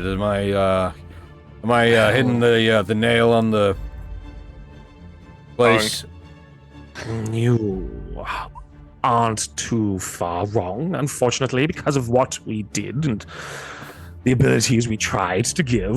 It is beyond mine and the collective's control. You can't just do that ground opening up and healing thing? I'm afraid if I were to, well, if we were to envelop what we made, it would potentially destroy me. I can't have that. We can't have that. So instead, really you let is it something- destroy us. So substantial, angry with so you. risky and dangerous that you can't even now risk taking that back into your own control because it could form some kind of black hole of destruction and potentially end you all. Is that what? As you say this, in sort of like, if it was a head, it would be snapping towards you in sort of indignance, but the tip of the tongue just looks towards you, like something like comes in close, sort of inches. Do you know what it's like to have your very existence threatened because of how you came to be? Yep. Kinda, yeah. This kind of sounds like one of those situations now. Exactly. Have you met my asshole brothers? Of course I do. I don't know what you guys are talking about. Well, it sounds to me, and hey, I might be wrong, and I kind of like nudge Rufus and go, sounds to me like this is an epic quest to save a whole load of people that people are going to talk about for a long, long time and remember forever and sing songs about the heroes that did it. And I kind of like shove him a little bit harder. It does sound like that, And doesn't it? That's exactly what it sounds like. Very well, evil tongue man. We will do what you ask. Oh, I do love the greed that comes with hero work. You just want so much. Well, in fact, there's only really one kind of down payment. We were sent here to get Vinny. You kind of like swallowing him up there a minute ago there, buddy, old pal. Could you kind of like if you nothing left of. Oh, we could kind of use like a little bit, just to kind of prove that he wasn't eaten by a demonic demon in a forest. That'd be great. It just spit like a little bit up, like maybe like his bottom half or something that's got a definable feature that we can show his parent. That, you know, we're kind of under contract here, man. You are. I'm gonna telepathically communicate into Colin's head. Don't you still have his sword? Shut up. I am. I'm saying it. This is in your mind. I have too many voices in my head. Sorry. Just like, which conscience are you? Just while this conversation is going on, can all of you make what are all of your passive perceptions at the moment? 15. Not great. 12. Right, it's a solid 10 for 12. me. Ooh. 10, Hold on. 12. 12. Yeah, Passive is wisdom, right? Yep. Yeah. 10. 10. Okay. You all roll me perception checks, please. I am genuinely trying to like bargain for the body of Vincent. By the way, like that is a genuine plea for. I know. Okay. Yeah. Right? Perception 13 for me. 16. Is it based on sight or Taste. Or smell. Smell. smell? It's very much based on sight. Lapping the Okay, air. cool. Crumb, I'm afraid you cannot smell your way out of this one. 19. I can smell my way out of anything. Sorry, 19 Han, I think Lola. we cut you off before. Got a 1. Hell No, yeah. but so basically, I'm not really paying attention to what's outwardly happening, which so it kind of tracks that I got a 1.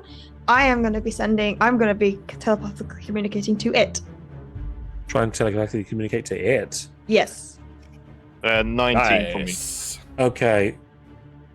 So, yeah, Hyacinth, you have no idea. Sorry, Colin, what was yours again? 13. 13. And Rufus again, sorry? 16. 16. Okay.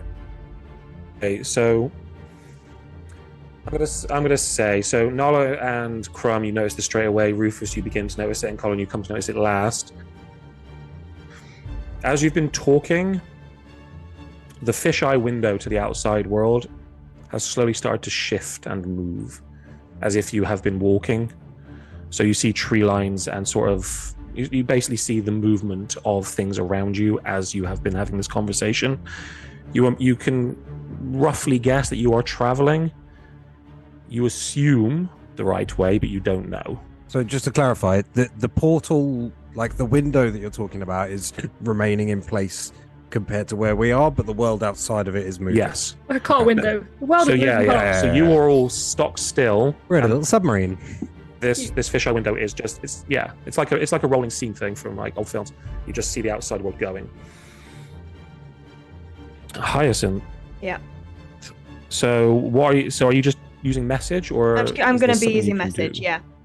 So I'm going to send a Okay. message and say, "Now, I know these guys are wanting to go on an epic quest.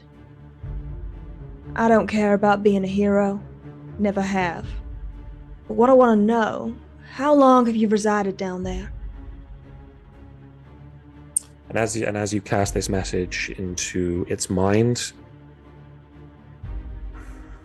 yeah, because it's fun. Can you roll me a Constitution saving throw, please?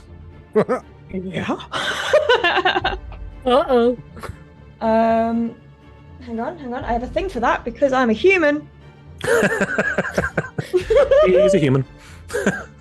I'm gonna pop my optional expertise die onto that. Go for it. Okay, that's better. 16. 16. Yes. Okay. As you send this message into whatever this being is, you feel an immense pressure on your mind as what you hear in your head sounds like a cacophony of voices. You can't gauge how many, but they are loud and they are talking, and it feels almost like a choir or some kind of like a huge amount of people talking in a very open space. It is reverberous and echoing, and it hurts. You are going to take just the 1 point of psychic damage because you did make the save, but you feel this hideous pressure, like you are being, like your mind is being filled with a gradually rising choir. And as you do that, the tongue sort of retracts back in a little bit. It never seemed to matter too much between the teeth as it talked. As much as I can appreciate you trying to talk to me on a level of mine, I wouldn't go rooting around inside here. There's a lot more than you imagine. Sorry, I know that must have hurt. Musket. lonely being isolated in all that sea of voices? I'm not isolated. I'm just separated. It's what we are trying to undo. But anyway, I know most of you want to be heroes, and I do have something for you. I wouldn't just send you in there without the proper equipment. So, just give me a moment. I have to go look through my stock. And the tongue sort of retracts back in and the mouth shuts. And it almost looks like it's sort of swirling around liquid in its cheeks if it had them. It's very much just sort of like a smile to a point, but you see sort of like the stenches where it's like looking around. This is like a fucking chest mimic. As it is. And as it is looking around, like the host that is embodying it, it's been very motionless for this time. Every so often, the eyes will sort of dart around, look your way. A couple will focus on you before focusing away. Can we see the face of this thing, by the way, of the host? The creature? Yeah. So it was like I described. So it's very beautiful and elegant, very pale, rose-tinted cheeks, these dark red lips that are pulled into like a very long smile that seems to go up its head unnaturally. Very silken, beautiful black hair. Again, no eyes, just orbital bones and sort of flat flesh where they should be. The body's very androgynous. There's no one defining feature. It's just kind of a form. Yeah. And it's kind of just holding this robe open as I don't want to give this away. It was such a good piece. But needs must. And as the mouth opens, the tongue sort of distends ever so slightly, and from... Actually, are you all looking towards it? Oh, 100%. Oh, yeah. I don't know if Nala could have taken her eyes off it. Just make me general... Again, another set of perception checks. Just to see what you gauge. 5. 11. 1. 18. 14. Okay. So it's really hard to keep focus. Hyacinth, Colin, Rufus, you're far too distracted by just this titanic mouth in front of you talking and throwing stuff at you. Crom, Nala, with the slight height that you have, as the mouth opens and the tongue distends, it seems almost endless. Like this mouth goes deep into what shouldn't be a creature, but there seems to be a long throat attached to this thing. It's Is it dark, bigger on the it's inside? fleshy, the teeth. Yeah, basically. The teeth, like huge and flat, seem to run really far back. And you can swear, Nala, both of you just see a slight flicker of light in the back. You can't be sure, but what looks like torchlight or something's just in there. But as it talks and sort of presents this thing, a sword sort of appears and just sort of slides down the tongue, and it just sort of cups the very tip and holds what looks like a very beautiful, ornate sword just in its tongue.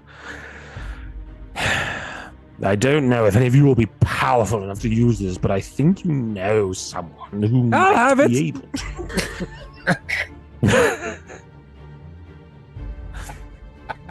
How big is it? But yeah, it's from an outside perspective, it looks like a very beautiful, ornate short sword. Do I recognize it?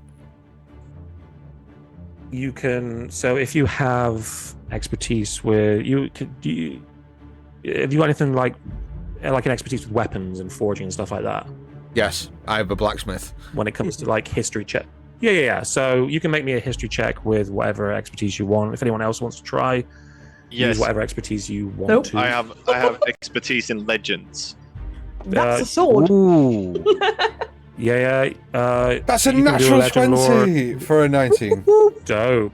Oh, Holy shit! Okay. I've expertise in legends as well, actually. Are you kidding me? We've been doing an hour and a half. I rolled 3 nat 20s. That's them weighted dice for you guys. You can find them at Valkyrie-RPG. For a 20. Okay, cool. Amazing. With my Legends expertise, I got a 19. So we all recognise it as Hyacinth sword. 27 for me. Okay. God damn. I wasn't looking. So with 2 nat 20s and a 19, as the three of you look towards this thing, you will recognize it, but for very different reasons. Rufus, you recognize this from artwork and sort of images that have come from stories before the Mercy Wars. Colin, very much the same way. This is a weapon that you've heard about but never seen. It looks almost identical to schematics, drawings, sort of forged things that you have heard of. Crumb, you recognize this because it is a weapon, again, of legend, but specifically during the time before the Mercy Wars. So the three of you look at it and look to each other and just sort of nod in agreement, almost in disbelief, because what you are staring at is, I wrote this down, the sword of the simple path. This is Occam's razor. Okay. So in a time before Unadoa and the Azure Mercy made their way across the land bridge to try and bring peace to this place, rogues guilds run rampant. It was warring factions, assassinations, thievery. Nothing was ever safe. Everyone was just trying to get their fill. And it is said, and it's a long time, so you're not sure if the legends are true, but this weapon is here now. A dwarven blacksmith by the name of Occam was so tired of being robbed and swindled and cheated and losing all of his people, he fashioned himself a blade that would do what it needed to do in the moment in the simplest way imaginable. And he did such a thing. And this is Occam's razor. Lost for a long time until it appeared in Tales again with the 5-star steel during their final push towards the defeat of Unadoa and the Azure Harmony, sorry. And it sits before you. A beautiful sort of dark leather sheath adorned with silver, the handle and the hilt. It's just, for you, Colin, this is one of the finest bits of smithing you have ever seen. The fact that it still looks this good after maybe a few hundred years of legend, it is immaculate. Rufus, Crumb, you have heard of it, you have told stories about it, you have listened to stories about it. The fact that it is there, it is incredible. He's the legendary And as you all Occam's look in razor. disbelief. How could you possibly have it?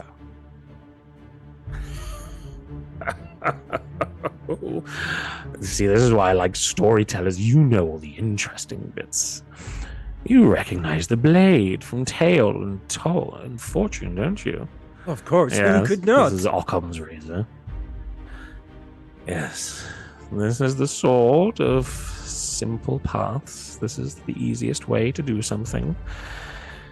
Yeah, I mean, it looks all right. Probably a cheap manufacturing of the original. I'd best take a look at it and make sure it's exactly what it says it is. As I'll you reach out my hand. you say this, over it, and I'll place my hand on it and cast Identify. yeah, go for it. Nice. I mean, yeah, as you do, it is exactly what you So think there's it not- is. Is there There isn't any other stuff that they've maybe done to fuck with it?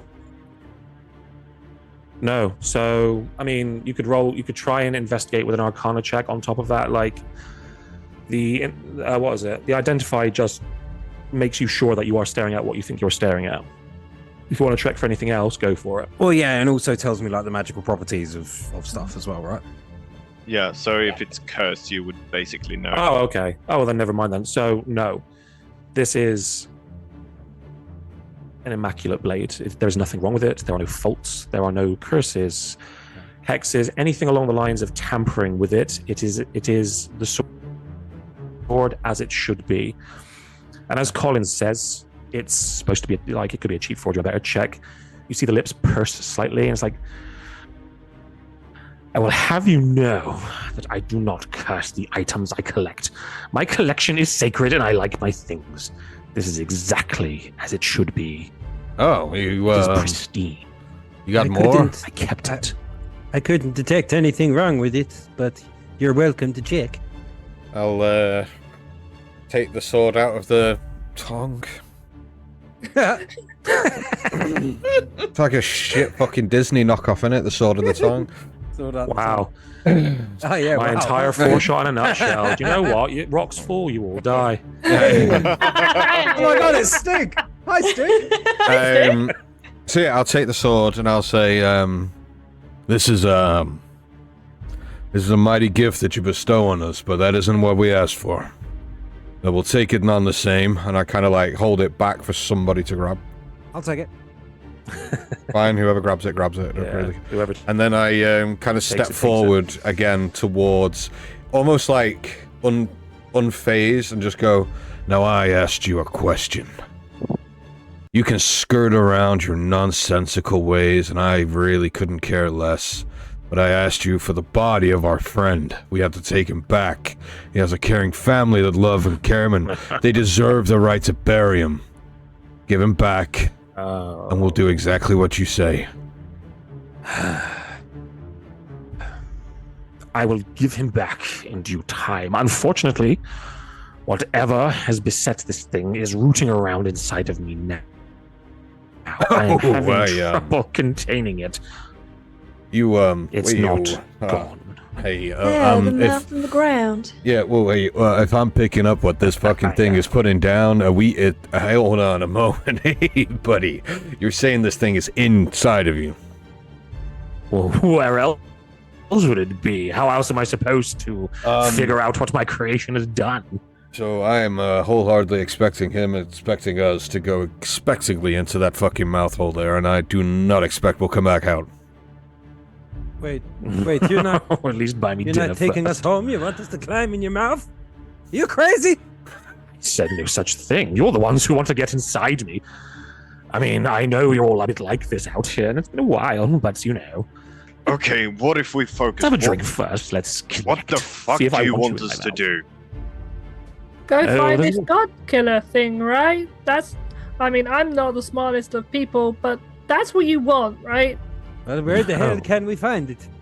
You don't The have muscular control. one and the small ones speak truth. I'm afraid, son of Olwyn, you will have to destroy what we have created. Okay, cool. Well, you let us out of this little place here, and we'll go and just do exactly that. Thanks for the sword. Get right on it. Yep, we appreciate your time.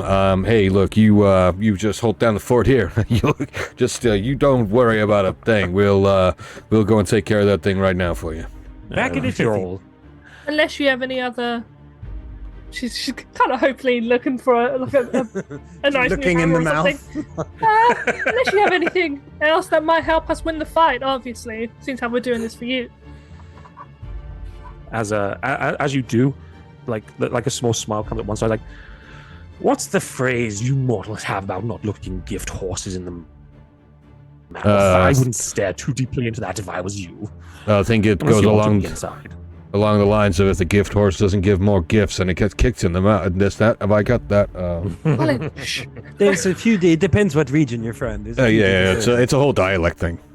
What you have there will be more than sufficient to take it down by the time it emerges.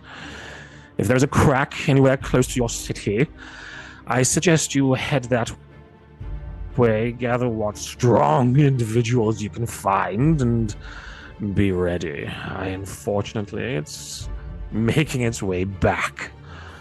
What you came across out this way were offshoots of its ability, and it's not something we can contain. So wait, do you want anymore. us? Do you want us to go into the crack, or do you want us to kill whatever comes out of it?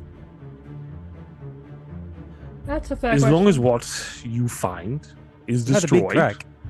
I have no qualms about how you do your missions, my little heroes.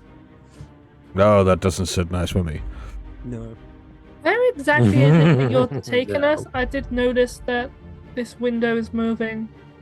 Oh, I'm glad one of you did. Yes, I'm afraid I couldn't have you walk all this way. The day is setting, and by the time the sun hits its final crest over the horizon, I fear my creation, our creation. It sort of says a noise. It says it in like an annoyed tone, as if it's talking to someone else, but you can't tell who.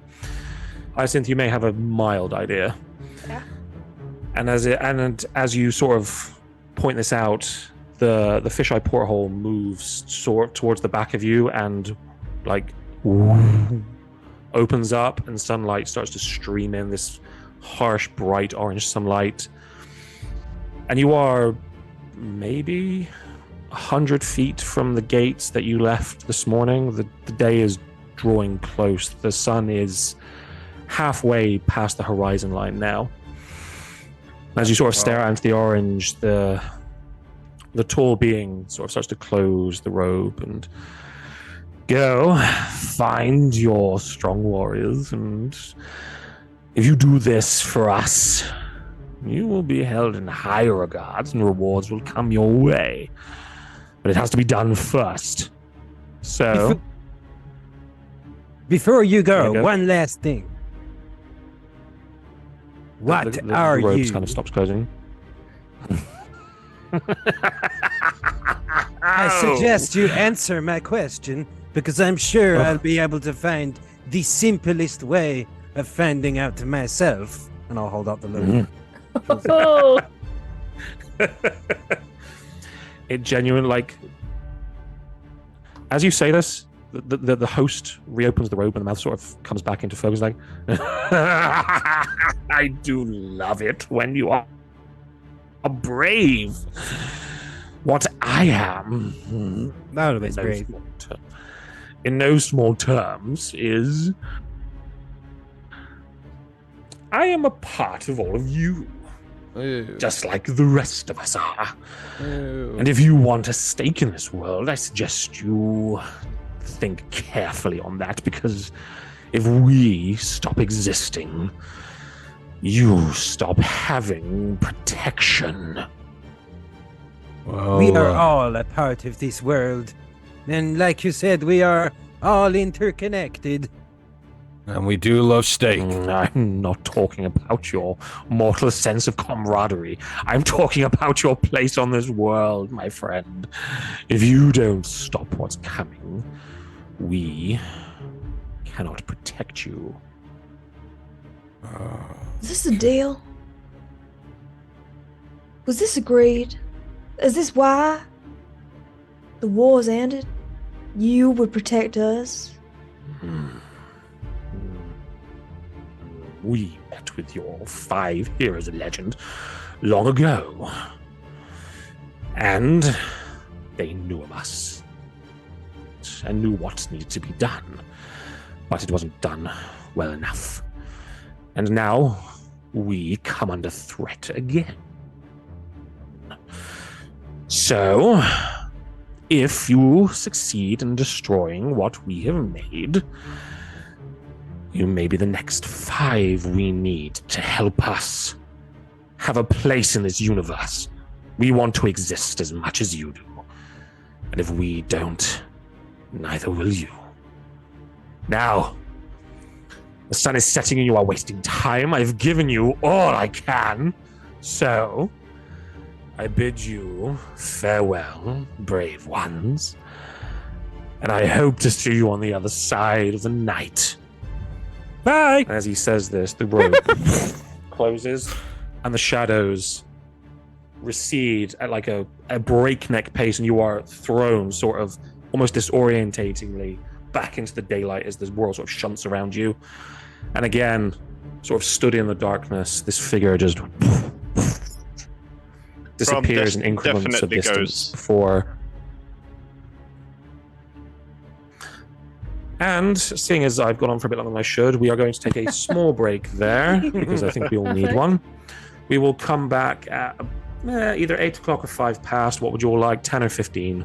5 past. Sure. Five Yeah. All right, Natalie wants Max 15. toilets. 5 past it is. So at 5 past 8, we will all return for the second half of this to see where it goes. I hope you're all interested. Lovely. It's going to be fun. See you soon. Hey.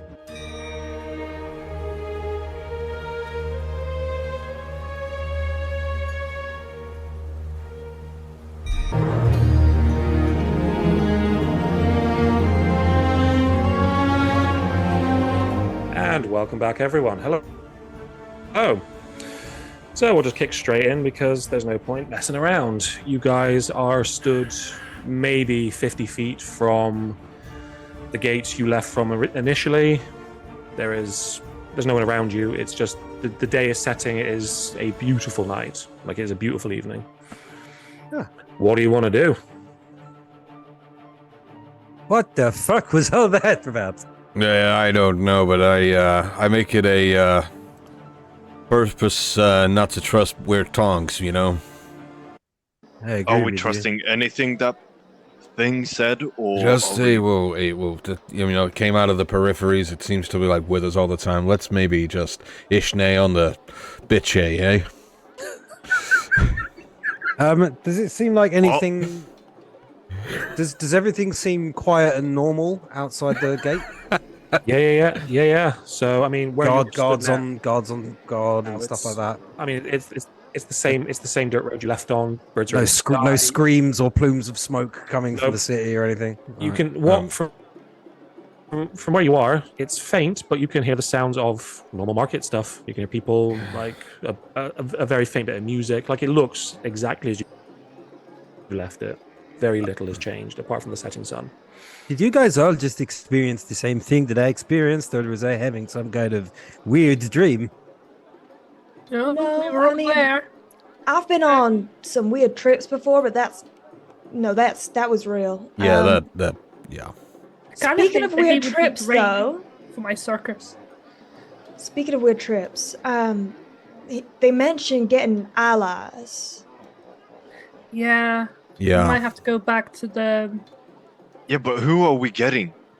Well, Well, we have lots of allies. That's yeah, that's true. The Hey, Guild of Hyacinth. Hearth and Home will help us with That's these. what I was thinking of. We just need to talk to Trent Damascus. Hyacinth, before we go, could I get another My piece of character. parchment? I hate to ask again, but what it's did you important. do with the other one? I lost it. Insight check. Yeah. Yeah. I'm not. Yep. Fine. I am. That's fine. Sure. Yeah, but I have specialty in sensing motives, and I want to know if he's like, Up to I don't know, using my parchment for nefarious means. Okay, like Oh, I don't know. That's my shit.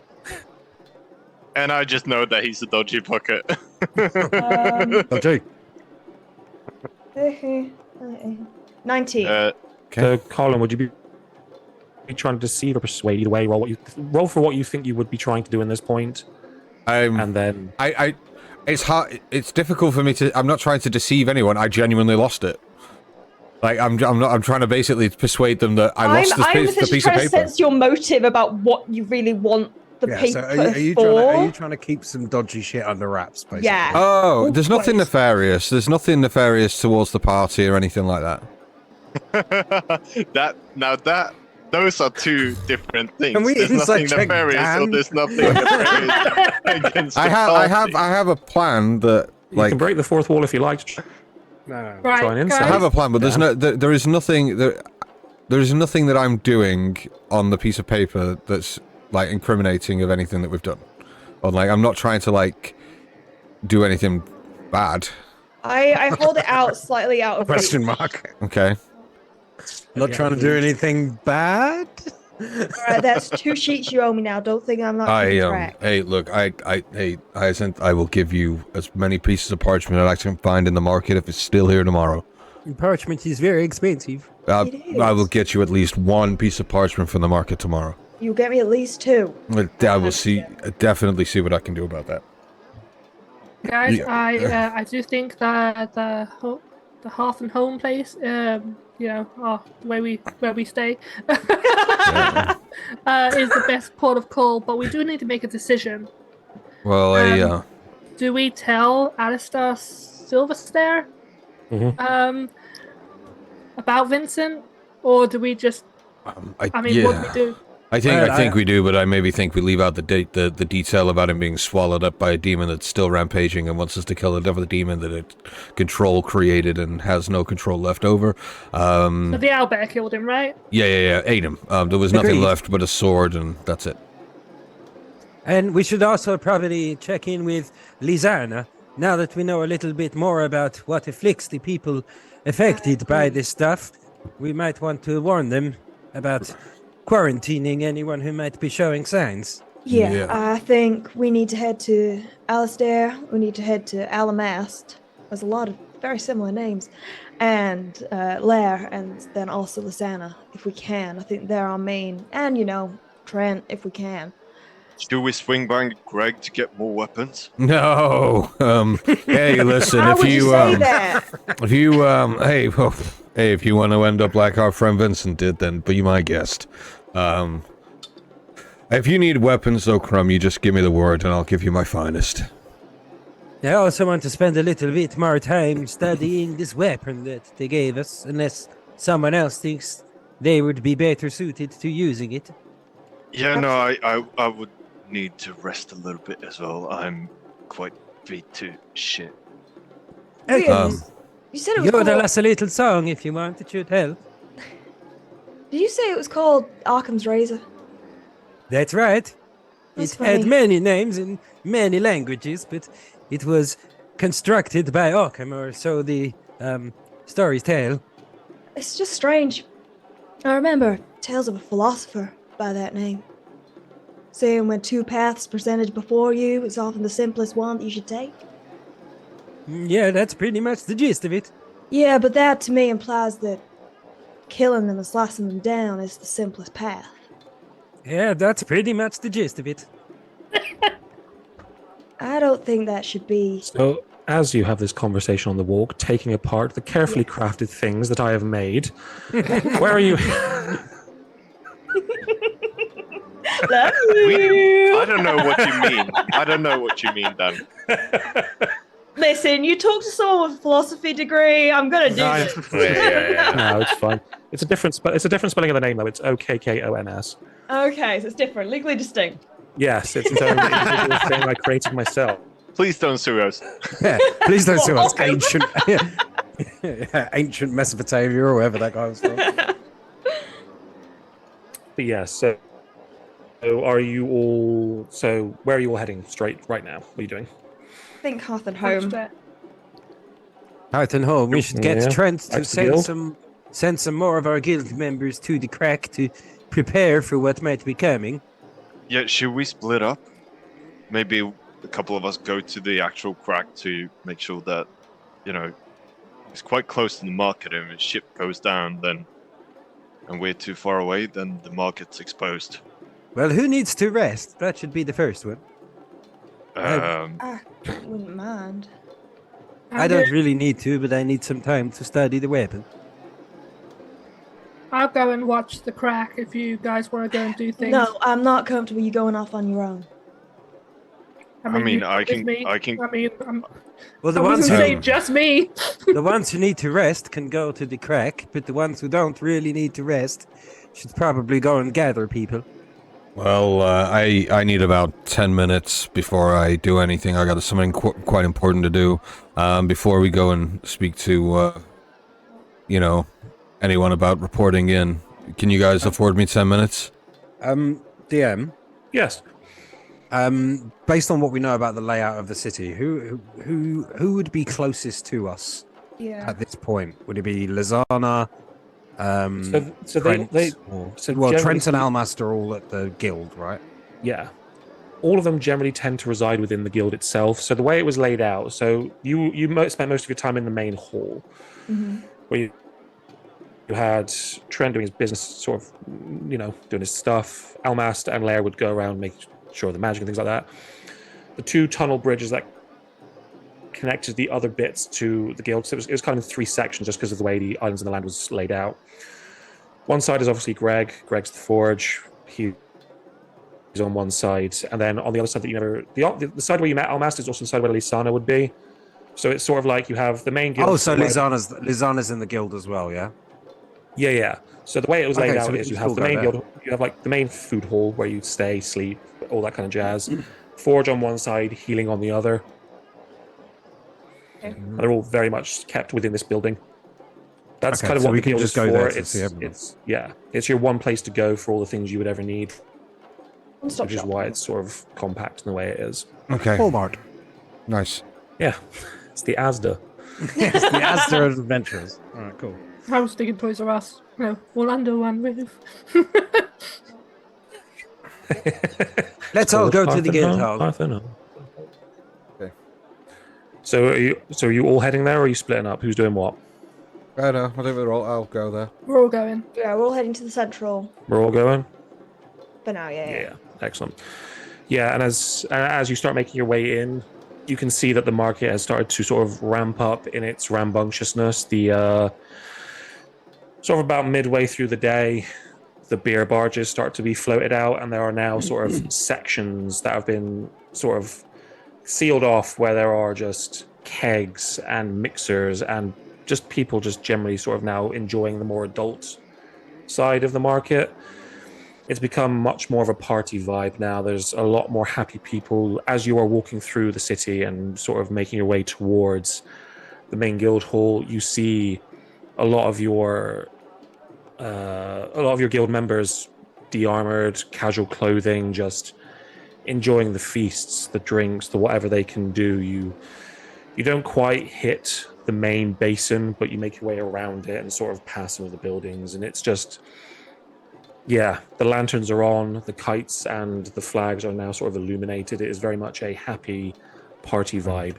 Okay. On the way to the guild hall, after carefully writing what I've written on the parchment, I will be following everyone at the back. When I see that everybody's attention is forward, I'll just kind of rub my hand, like wet my hand a little bit, rub it on the floor to get my hand a little bit muddy, and like start rubbing it on the parchment, and then pull my the dagger slightly up from its sheath and cut my thumb a little bit and rub a little bit of blood all over the parchment as well, and kind of like scrumple it all up and like really make it look like shit basically, and like the bit that I've written on as well as the outside, like tear a few bits of the corners and the actual pages and stuff, and then I'll fold it up and just kind of like fold it like rudimentary, like kind of like, and then hurriedly, and then put it in my bag. Yeah, easy enough to do, and you make your dirty little bloody parchment. Thank you. That's fine, thank you. Cool. I mean, from gate to guild hall, you're looking, with the way the streets are, and even if you were to take the lower sort of the river walkways to try and go across the barges or up on the higher bit, just because of how busy it is now, people are in the sort of celebratory stage of a new buyer's day. It takes to about half hour, 40 minutes to just make your way through the sheer numbers of people, but eventually you hit the big doors of the guild hall, and you are there. Well, as soon as we get there, Crumb's gonna sit on his ass and just try to rest. He's fucked up. I mean, as you do, and you sort of push, as you do, and you push the big double doors open, the familiar smells and sounds of food cooking and warmth and just that homely atmosphere sort of all hit you, and you feel a slight relaxation as you walk through. The guild, the hall it's not full. There's a couple of straggling sort of parties having a bit of food and sort of talking about their day before they're going to go out and do what they do. You don't see Trent, you don't see Alistair, and you don't see anyone you've met so far. It's fairly empty, but you know where things are usually. Is there a way in the guild hall to, like, not like an alarm necessarily, but like a call everyone out, sort of like a bell or something that calls everyone to the main hall or something like that? That could be us. Because I'll be it if there ain't. You have a horn, right? Together. I've got a big horn and a big set of lungs. There is there's a rudimentary sort of sending stone system. So dotted on walls, sort of fairly far away. You know of which one you would do to contact which part. You don't necessarily know who's going to be on the other end, but there is a way of communicating with levels, distances. But again, you don't know who would pick up necessarily, if anyone. It's very much like an intercom. Okay. Between we need to get hold of Trent first and tell him what's been going on. He might be able to help advise us on what to do next. Yeah, and we need to break the news to Vincent Father. That needs to be one of our first ports of call too. I don't know if he has like an office or a place that he is often found. He did, yeah. So the sort of the way the structure of the main guild was, there's 3 levels. You've got the main one you're on, and then to the right you've got stairs that lead sort of wind around the sort of rounded walls and lead up to dorms, beds, and then what would be Trent's own sort of private quarters, just because of his station. And if you go up further, you have the sort of the viewing decks. So you know that he does have a room. If he's in there or not, you don't know, but he does have a room here you could go to. This is Alistair's, yeah. No, this is Trent. You don't know where Alistair is. Okay. Knowing who he is and what he is, he could very much be out in the market, drinking his weight in beer, telling stories. Like, he's that kind of person. You don't see him, so that's just what you know of him, but you don't see him. So I'm going to ask about to see if he's been seen recently or if anyone knows where he is. So I don't know if there's servers or your first port of call would probably be Brace. So the Orcish cook, who is usually making food, he seems to be in the process of wiping down. So it's very much a cleanup squad. He's now ordering the chefs he has to sort of take things down, scrub them properly. He's very much a by the book chef. He's happy, jolly, but if it's not clean, he will tell you twice. And as he's sort of walking, I was like, right, that's still greasy. Put that back up. Right, no. You need clean rags for that. Don't just use the greasy ones you've just wiped that down with to wipe more. I'm trying to run a kitchen here, people. This is not how... Oh, right. You're going to give me 5 minutes, and if I don't come back and I don't see us... Is he half orcish? Sorry, Is he like half orcish? Has a little mohawk? Has a tattoo of like Hallie on his wrist? Yes. Okay, sorry. Yeah, pretty much. Yeah. That's exactly what he looks like. He is a fairly well-built half-orc, big tattoos on both arms, little soul patch, mohawk.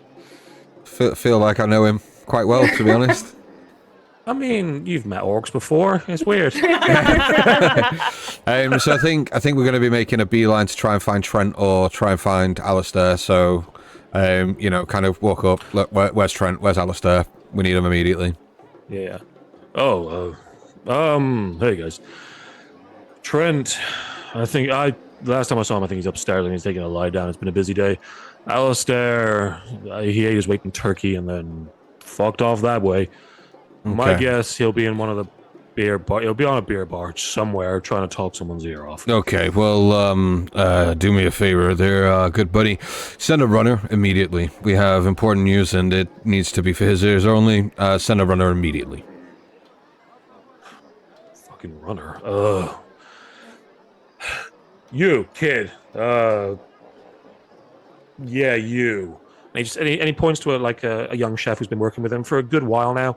And the kid just sort of looks and goes, my name's Damien. You've worked with me for at least 6 months. Yeah, Dean. You need to go find Alistair. Just find him. You know what he looks like. I thought you wanted me to clean... I will hit you as hard as I can. Fucking go. And the kid just throws a rag down, and just walks straight out, just on his way, seemingly looking for Alistair at your request. If he walks, I'm going to literally scream "run" after him, and then make our way up the stairs. Sort of, he picks up his pace. As we start making our way, as everyone starts making their way up the stairs, I'll stop and I'll turn back to Brace and I'll say, "Hey, Brace, can I have a little word with you for a minute?" Oh yeah, Gus, what's up, man? My name is Rufus Velhagen. Oh yeah, Rufus. Sorry, I do. I right. know you. You're cool. Yeah. I like you too, buddy. And listen, hey, look, I can tell you spend a lot of time in this kitchen, but I can tell you're probably pretty good in a scrap, right? I mean, You got them muscles. Look at these guns don't lie, buddy. I know how to. You think I know how to chop meat? You should see me chop a person. That's not the only thing that I noticed. Oh. I noticed you've been shooting a couple of looks over to my friend Nala every now and then. What do you mean? The really tall, really muscly. Yeah, okay, Yeah. keep it in your pants, What? buddy. For now. But hey, look, listen. I know she likes your cooking, but there's another thing I know that will impress her. Oh yeah, what? Well, we're going to be getting into a little bit of trouble later, and we need strong, capable fighters to help us in the fight. I thought You mean maybe I can you can leave this. fight next to her? You can fight next to all of us and leave this kitchen, at least for the evening. But I can fight next to her, right? Yeah, you can fight next to her. Oh boy. All right, listen up, fuckwads. Everyone, I want this place clean in like God. 10 minutes, right? I got a date tonight. My boy Hey, Rufus well, here is setting me up. It's not really my place to call it that. But, it's a good foundation. It's good, You know. said she wanted to go scrap with me, right? No, not fight against her. You fight alongside her and the rest of us against Scrap. pure evil that It's a scrap. threatens the Look. city. Look, Rufus, I appreciate you, like, bro to bro. If you ever need anything from me, I got you, man. But look, I gotta go, like, wash Okay, and bro. stuff and make sure I'm, Bro. Okay, bro. Okay, bro. God. You go do And he a just- little bit of washing, bro, but make sure you're ready I'm probably just as gonna- soon as possible, bro. I got you, bro. Look, I gotta go get my weapons. Gotta wash up a bit. And he just puts this huge fist over to give you like a fist bump. It's like a the squelch My in God. my gloves from Right. all the blood. Hey, why are you sticky? I don't want to know. I was eating. Look. Some. I've got a couple of marshmallows left. Do you want one? I'm running out. Oh, I don't like sweet foods. I'm more of a salty man. It's fine. Look, I gotta get ready for a date, man. I owe you. Where Yeah, am I I got to meeting go. her? You'll be meeting her and the rest of us at the temple. The temple Oh. area, the temple of gods, or whatever they call it. I don't know. It's not really my thing. What's moving so fast? Okay, this is great. We're gonna make some strong kids. Right, you Well, go. hey, well, I You go. mean, I'm you're gonna- getting a little ahead of yourself there, man. I don't know how they do it in Orc. No, look, I know chemistry when I see it. Okay, you said she wants to fight next to me, and I want to fight next to her. So I'm gonna leave. I'll see you later. Probably best decision Rufus has done the whole campaign. like as you leave, he gives you like a very enthusiastic wave, and you can see him sort of like, I gotta go do something, and then he just like runs off into the back somewhere. While all of that's been going on, you said that there was a fireplace in this area, right? In Yeah, this so area? there's a few, but there is a big central one, sort of surrounded by very nice plush cushioned sofas. So as Rufus ends this conversation, he would probably and tries to quickly exit. You'll probably see Hyacinth stood staring into the flames reflecting back into her eyes. Mm. And I am going to use a thing. Yes. I'm going to use. How's it gone? My level up ability. Ooh. Rituals of fire. And I'm going to Okay. use augury in the flames. Ooh. Nice. Okay. Oh, I could do that in mud. Yay! Exclusively in mud. yeah, literally. Yeah, I can only do it in fire. So. So, Yeah. in the augury fire, what are you hoping for? So I am essentially. So it says I don't need any of the stuff, but I receive an omen from an otherworldly entity about the results of a specific course of action that we plan to take within the next 30 minutes. So I am thinking about heading to the temple and basically thinking of whether that is going to wield a good or a bad omen, if this is something, is this the right path for us to go down, or are we meant to be trusting this thing and going straight to the crack without further information? Because everything in Hyacinth's body is screaming, go to a library, research as much as you can about all of this stuff. She doesn't like spontaneity, and this is a lot right now. Shit. She just wants reassurance. Okay. As you look into the flames and you sort of stare into the dancing oranges and whites of the fire, you stare, and it takes a minute or so before you start getting any kind of feelings from them. Just because I've not used augury before, it doesn't give you visions, does it? It's just more of a it's a feeling more of of a yes, feeling. no, maybe. Yeah. Yeah. So it says can basically choose from possible omens of weal for good results, woe for bad results, wield and woe for both good and bad results, or nothing. You say sorry, was the last one unsure? No, nothing. Yeah, basically nothing. Oh, right, okay. So as you look and you sort of start to get a sense, a feeling, it's, well, you wouldn't know because you wouldn't know. It's very much this is the correct course of action, but done incorrectly, the woe will be catastrophic. So it's very much it's a wheel and woe. You're going the right way, but the woe is going to outweigh the wheel should you fail. Okay. It's a high stakes. It's a disconcerting feeling, Yeah. very much so. You know it's correct in your mind, and the flames are telling you so. But this could lead to big change. Yeah, so you just see Hyacinth stood, like flame kind of echoed in her eyes, transfixed on the flame. As you turn. Hey, Hyacinth, are you okay? What? Yeah, Kind of zoning out a little over there. I hope you didn't go and see Almast already. no, I wouldn't, not on the job. Okay, we need you sharp.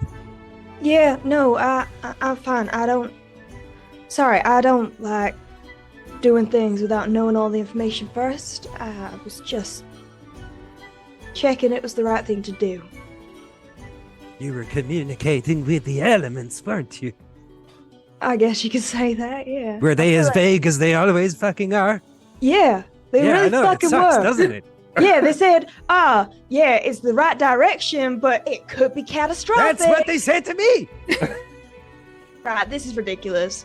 I know, really gotta stop. We gotta find, maybe we should try water or something next time. Honestly, maybe. What do you use? Mud. Mud.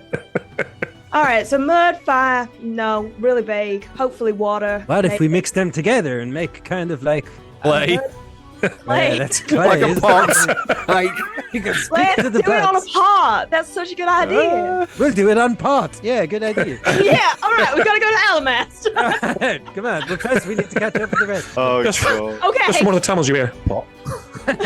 so we go towards where Trent's room is, knock on the door.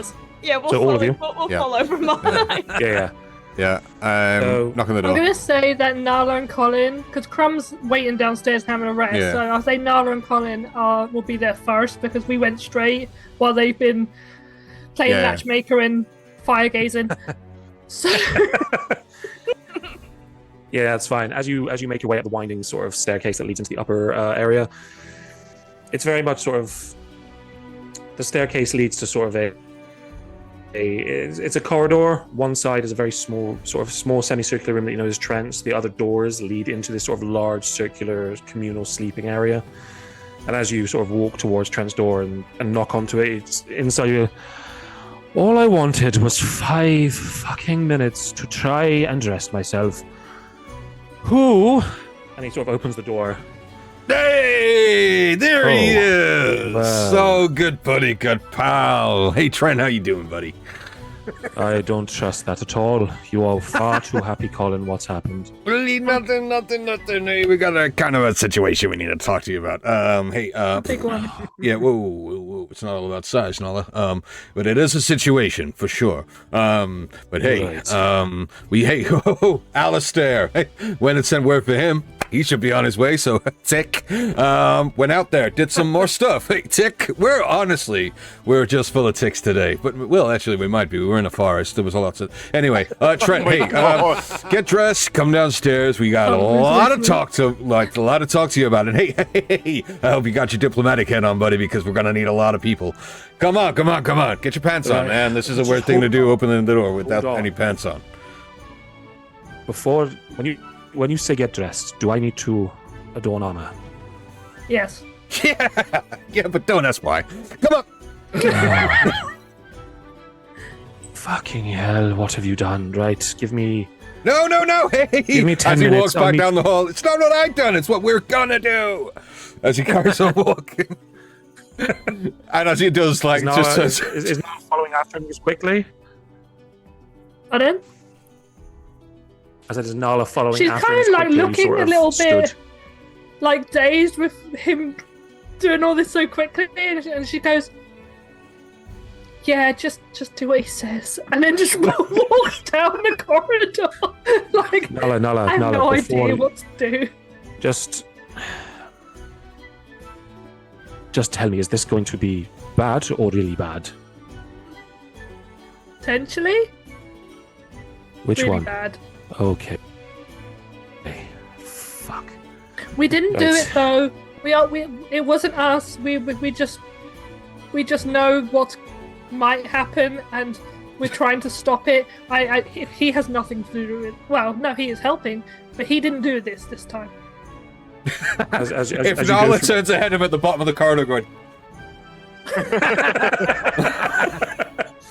As you sort of go through that sequence of events, you see Trent's face sort of like scowl, then up, and then, oh, fuck me, this is going right. Gather the party downstairs. I'm going to make a quick few sending stones to the people I think that are going to need to be here. I will be down in about 10 minutes. Just wait for me, okay? And Have a drink ready for you. very exasperated, he just closes the door quietly before you don't hear anything from the other side, but you imagine he is screaming into something at this moment in time. He's doing Joe's pillow trick. Yeah. Yeah, pretty much, yeah. Colin!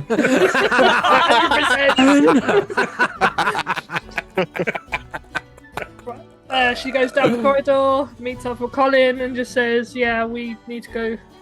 Just gather in the main hall. He'll be down in 10 minutes." Hey, that went better than I expected. Yeah, when you talk really fast, it's hard to say no to you. I have to say. Yeah. I mean, So I'm You a persistent little bastard, huh? that's one way of putting it. Down the hallway. I mean, Hyacinth Rufus, that was a very quick interaction, so you'll probably meet on the stairs as you're both fast little walking up. Oh, hey guys. Hey, Trent's on his way. Look, if anything, we've just paved the way to a better relationship. He's going to be down in like 10 minutes' time. What? Speaking of relationships, Nala, What did you do? well, I didn't really do anything, but Brace might be acting a little bit weird for the next few hours, but just go along with it. If you've done He's something, gonna come I in- swear to God, my hammer will meet your face. Ah, well, we'll see if we survive what has to come, and then we can discuss that. But he's going to help us in the fight. Might actually not be a bad idea. He thinks it's against you, but I'm sure he'll figure it out. So, where are we going? I don't want to fight him. It's kind of. I don't think it's a proper fight. I kind of think it's a kind of a. I don't know. He's a Like- weird guy. Like wrestling or something. Something like that, but I don't He know. will lose, right? Exactly. Whatever happens, I don't think he stands a chance. But we'll That's what he at least. wants. Oh my god, he's here. We were just talking about someone else.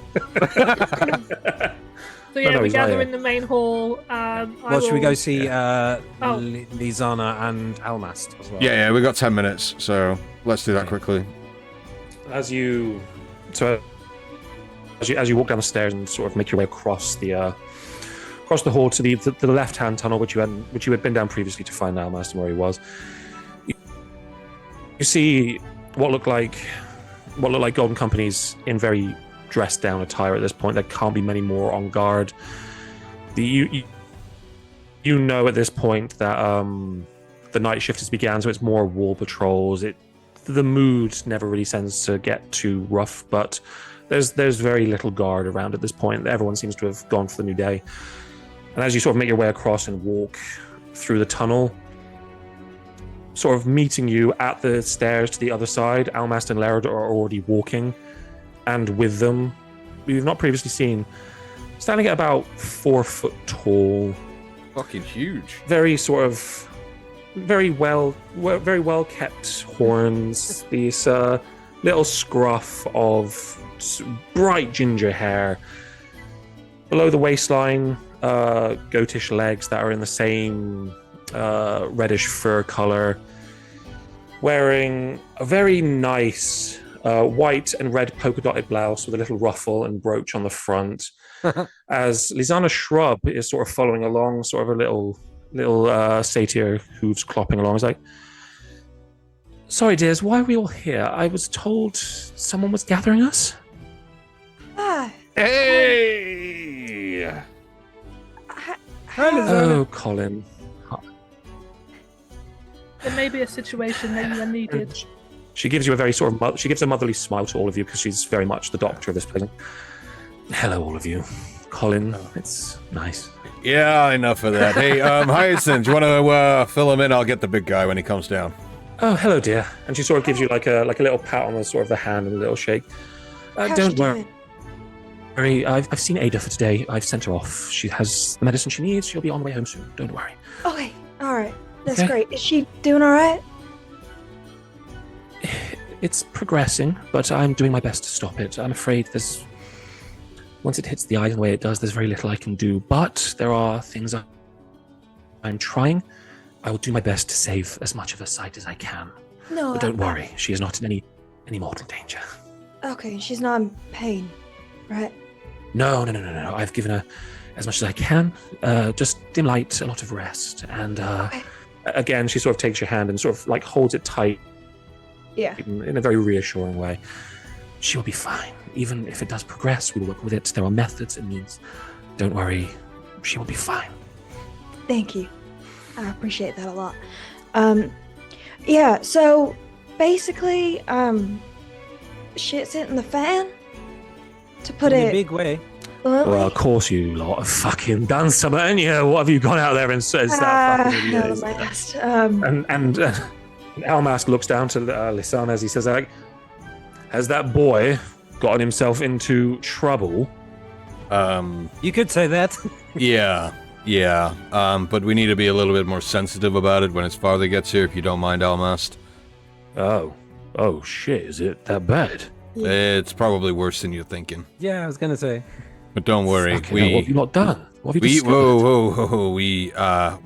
We'll wait for his father to get here. We'll wait for Trent, and we'll tell you everything. But again, Almas, we know what you can be like. We know that you like your sudden outbursts, and you say stuff that people don't quite get and understand. And you usually say it quite quickly, and then when you put people in those sort of situations, that they get really uncomfortable, and you just need to behave. All right. Fucking. I'll lean over to Crumb and I'll just be like, Colin. I'll lean over to Crumb and be like, is he talking about himself or? Yeah, Crumb is wincing from where he sits. Is Lair there?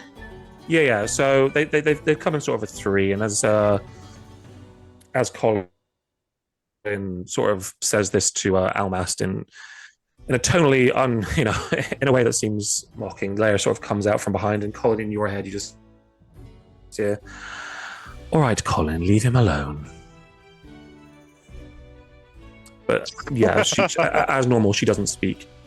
Seeing Lair, I'm going to cast a message into her head and say, "Look what I learned."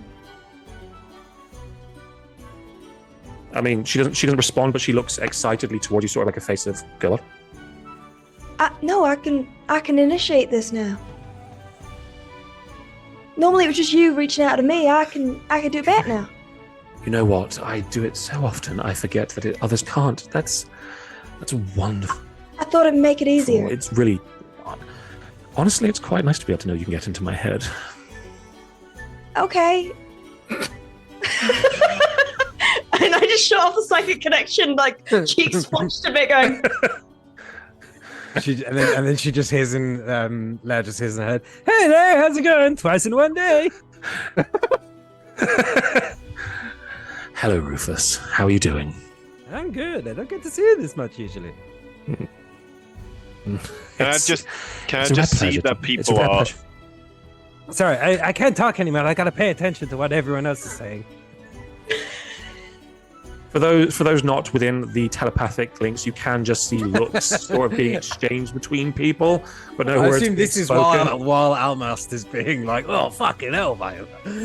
Yeah. We're all just like having little side chats. As you're all sort of having these little conversations, and Colin sort of gives Almas the severity of the situation. You sort of see him take a slightly more serious turn than he has done before, and sort of, well, I've got enough stuff on me there. You're all right, aren't you? And she sort of looks and nods and sort of bringing up the devil horns. Two small sort of arcane orbs appear between them, and she sort of makes a little bit of magic just to prove that it does. And Lysana sort of trots up beside them and goes, "Yes, I'm fine as well. Thank you for asking. Dears, should we make our way across?" And she sort of takes you, Hyacinth, by the hand and sort of starts trotting away and sort of just engaging you in sort of friendly conversation just about how things are going. And yeah. As we You're all sort go of led back in. Okay. Yeah. Could I ask As you one make thing? your way, and as you, yeah, go for it. So as I've been trying to rest up, I've been like putting bandages on, open wounds from being fucking chewed by an undead owlbear, and seeing the marks from Vincent's body. Do I have any marks? Does Crumb have any sort of marks on him? Because now he's conscious of it. Make me a self-medicine check. He's infected. It's becoming like the thing, this, isn't it? Yeah. That is where my inspiration was. 24. Yeah, I mean, Crumb, you know your body as well as any person ever should. You've sat down. You've sort of taken armor, and you've looked over yourself. As it stands, the way you were holding it off, a lot of the teeth and like sort of bone and sinew, you see dents in your armor where the teeth have pushed in hard, but it's not pierced. You are fine. There are no marks on you. You are not struck in that way. You are Very just good. dented. Cool. So don't worry. But yes, as you all make your way back through and sort of make your way to sort of like a central table and sit and make small talk, eventually from out of the kitchen, Brace reappears, still shirtless, two big axes sort of just on his back, and he just sort of sidles up, says nothing, but just looks towards you, Nala, and just like wiggles his eyebrows slightly and smiles. I hear you're going to be joining us. And what did you say, sorry? I hear you're going to be joining us.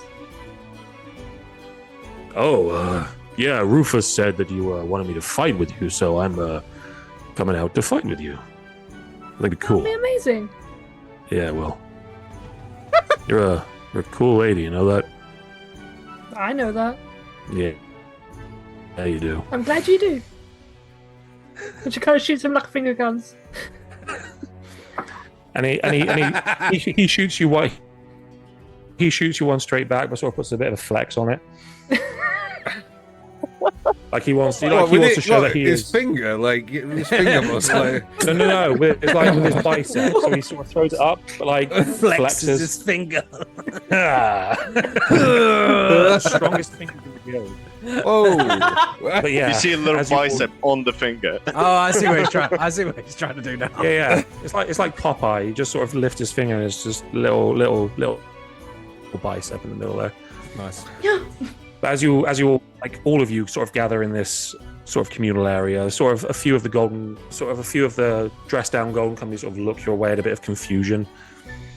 And after about 5 minutes, you hear sort of the rattle of armor, and Trent sort of comes down in an attire you've not seen him in before, to be honest. He's never donned armor this way. He is full plate, gleaming silver, it's silver, but there's sort of gold, like a very fine sort of gold sort of lining the plate and the filigree of the armor, and as like this long white cape. Attached to his back, a huge double-handed broadsword that seems as wide as it does seem long. It is gigantic, and as he sort of comes down, and his hair properly tied back in sort of like a warrior's knot now, you can sort of see the more elven features of his sort of body. He sort of approaches the table and goes, "Right, I called you all here, but these 5 seem to know what's going on more than I do, and I don't like that. So, you lot have got some explaining to do. Tell me what's happening now."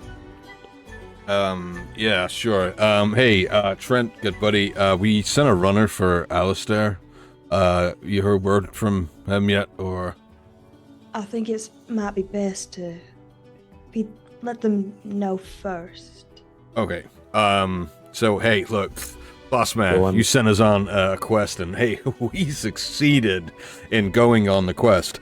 Hey, we tracked there was an owlbear attack outside of town. We used your little pebble thing to track down where Vincent was, and it took us into this field where there was some cows that had been possessed by something. We don't worry. Hey, the farm is completely untouched, and we destroyed all the cows. I'll walk over and just put a hand on Colin's shoulder. I'm just like, Let me take this one, buddy. This story needs a tale teller. I immediately, without saying a word, just step to one side, eyes wide, and just nod. This puts away the report that she was going to give Trent. Trent sort of looks to you, Colin, and then looks to Rufus, and then in the corner of his eye, you see him notice the binder of notes that you had ready. And he's like, "Right, I'm going to. What do you mean possessed? Possessed by what? Who possesses?" Take it away, Rufus. Just slap him on the back. You got this, As we buddy. proceeded on our journey, expecting nothing more than rampaging wildlife, we soon found that a far darker foe was afoot, and seems to be connected to the other strange phenomenon we have been seeing around our town. There is evil forces at work, created by other forces that are unknown to us. The owlbear created undead cows because it bit them. We chased the owlbear, and apparently it's bit Vincent as well. And now he's dead. Hey, whoa, Crumb. Hold on now. So I'll use minor illusion to create a small image of the conduit person, the tall, long-armed creature, and then that will open up to reveal the mouth. It's like, there are dark forces at work in the woods and in these lands, and they have created something which now ravages everything. As you create the minor illusion of the host and the mouth that was in his stomach, you see Trent's face drain of color. He's usually quite healthy but he goes, and you see his face drop. As he looks at this thing, you feel Almast, Lair, and Lysana sort of crowd round slightly, and there's a concerned murmur between all of them as Trent goes, "How did you meet this thing? Where did you know of it? How have you come to talk that?" They know of it. They were the ones that told us about what is happening. The strange news. And you know from that, don't you? Fucking hell. Oh no. They've been watching for some time, Trent.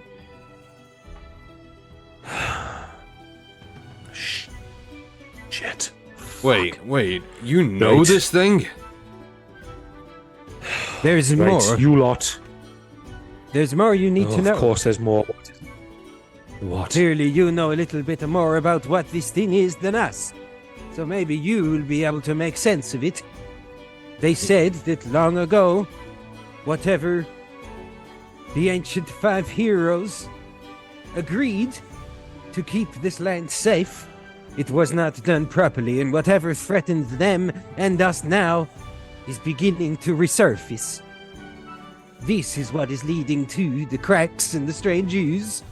No. And Yeah. They created something called the God Killer or something like that. Ominous name, I know. Bit on the nose, but they created something and now it has. Stab at the DM right there. love it. Disadvantage on you, disadvantage on your rolls.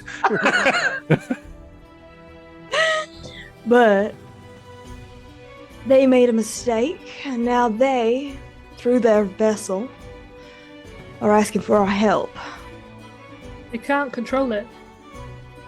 Yeah. So you know what this Right. means, don't you, Trent? Yes, I do know what this means. Right, Exactly. just all Double 5 the of money we agree. Oh no, wait, sorry. Oh Sorry. my fucking you god. 5 stay there. I've got Oh. right. Hey, And he sort of seems to snap instantly into this, right? Almast, Lair. You start getting the portals open. We've got to evacuate as many people as we can from the city now. Brace, get out there. Start getting the word through the streets. We need to start moving these ships. I don't Lisana, think you I need you to understand. look into. If we I will- leave, just let me sort what I need to sort, and I will explain it to you as you explain more to me. Lisana, get into the medical wing. Start getting all the sick, the injured, anyone that needs to be moved out first. Get them out of here. Almas, before you go, Ichabod, have you seen him in the last 2 or 3 days? And as he says this, Lisana sort of pipes and goes, "No, Trent. Ichabod's not been seen for days. He's not been at the school for a while. We don't know where he's gone, but he's not here. He can't have done. No, right. All of you, on your missions now, we need to start getting this place cleared soon. If this is something from the war, then we need to be certain." And they all of them seem to snap into this, where they had been sort of friendly and jovial before. Almas says, "Right, I'll start opening them up now. We'll get them across the city layer. You take the east side. I'll take the west side. We'll start opening up now." Also, one more thing. Bray sort of snaps and is like, "Yes." Anyone who's infected might have some sort of parasitic demon inside of them. oh yeah, there is that too. yeah, that's a fair point. They'll explode into a blob person. Yeah, so you know the guy with a limpy hand? Probably. Jetty. Oh, fuck. Right, Lisana, go. Actually, now that I think about it, it's probably good we talked about this before Alistair got here. Yeah, that's Yeah. what I'm saying. Do you want me to go to Applewhite, try and find Ichabod? No, we don't. If he's not here, I don't know what he does anymore. All of you just roll me history checks, just so I can tell you what you may or may not know, as a group or as individuals. That's Would this be a history check that has any relation to art or legends? You could. I don't know if these would count as legends because they are stories that are true and have been told within like a good portion of time. So I wouldn't Okay. think these were legends. No, they're more Cool. 16. just heroic 22. tales. 22. 17. 24. Okay. 9. Hey. Sorry, 22 for me as well. Sorry, That- I don't that have pretty- that- proficiency. Okay. So what did you get? Sorry. 22 for 22. common hyacinth. Cool. 17.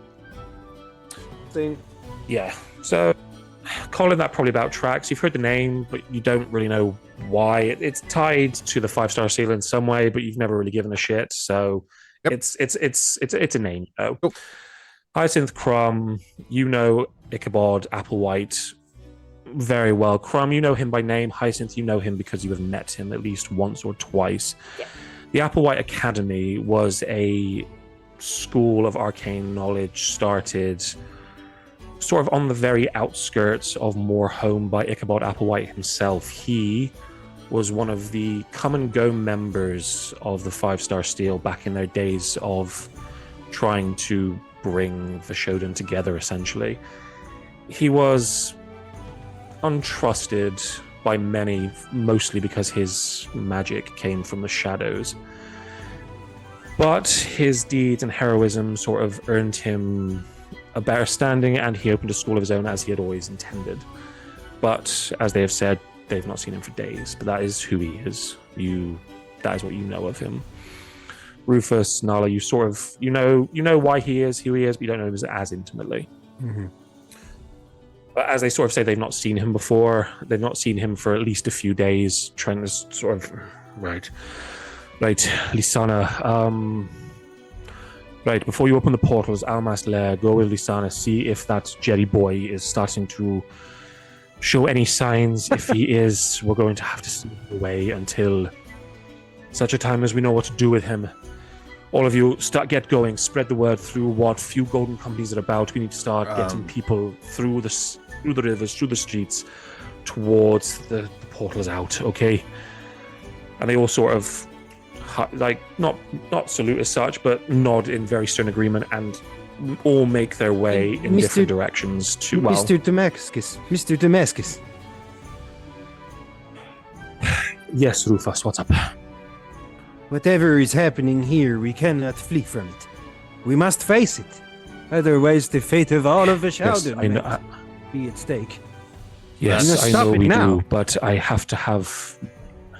Yes, I know, but I need them to make sure that the people of this town, this city, are safe. That is their first priority. You will be at the front with me. Once they have done what they have done, they will know to join, but we have to think of the populace first. Yeah, right. About that, some of us here have taken a pretty hefty hit already, Trent. You could use anything you got that could pep us up. You know, if we were about to walk on a front line, some of us are a little bit worse for wear. I have barely anything left. Well, nothing really. Right, don't worry. I have something for that. And he reaches into a few of his pockets and feels around and places 5 portions of rations just haphazardly around. Right, what you're about to see, not many people do, so take that as a little win before what's about to come comes. He sort of pulls out what looks like a little sort of silken bag, very nicely put together with golden rope, and he pulls it open, and he takes it out, and he just sprinkles some of this, what looks like sort of reddish spice across these rations. As he does, the rations start sort of popping into these full meals. Like you see really succulent grapes and fruits, like they seem to be transforming into this really incredible looking food. And as it sort of piles and grows in front of you, he's sort of right, eat some of that. It'll cure what ails you, trust me. It comes from Miriam herself. This is powerful stuff. I don't use it often. I'd hope not to use it much at all. But we have things to do, so chow down and let me just get my thoughts together.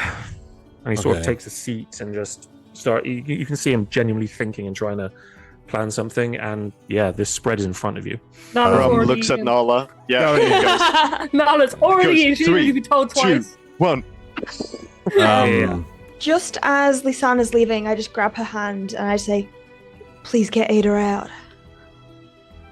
Oh, don't worry, dear. She's the first on my list. She won't have gotten far. I can go get her right now. She will be. Trust me. Don't worry. You. Tell her I love her, okay? Yep. And she really grabs your hands, you know. Yeah. And then, for the first time, I said that she eats something. While Nala is ploughing through some food, she is being conscious that everyone else does. She needs this the least, to be fair. So she is going to have a good bit, and then she's just going to sit back and actually enjoy other people eating. So I'm assuming you all partake. Yes. Yeah. Before I do though, I just tell Trent as Trent sits down, he sort of looks at you and goes, "They didn't give you a time stamp on this, did they? They didn't tell you how long we had." Well, it seems It won't last through the night. Right, okay. I can't feel it right. can't feel anything yet, so there can't be much going on. As he sort of sits, and you all partake of this food, and it is the most succulent food you've ever had. The grapes that you eat, the fruit, it is packed with flavor. The meats and the potatoes and whatever has been formed of what this dust was, it is the most incredible food you have ever eaten in your entire life. It is perfect in every way. And as you chow through it, and you Nala, while eating lose it, track of time. Nala, while Yeah? eating it, is really enjoying it, but really doesn't want to hurt the chef's feelings, so she's trying to make it not seem as nice as it is. I mean, Brace was probably by the thing as he heard the pop and turned around and looked. And he looks towards you, and if you do sort of put on yeah, it's all right. He's like, and like you've bolstered him, and he just sort of leaves with a big grin on his And face. Rufus is just his mage hand is feeding him the food, and with his hands he's inspecting the sword to attune to it whilst all going. Oh. Okay. As you are doing this, Trent, like sort of in a sort of looking around, your pace, sit down, get back up. As he looks to you, looking at the sword, he goes, "Where did you get that?" Yeah, finders keepers, none of your business. No, that is Occam's razor. I know that very well. I actually think Where you'll did you find. get it? I think you'll find, Trent. This is not what you think it is. This is Rufus's. So sorry, Rufus. What did you call this thing when you bought it all those years ago?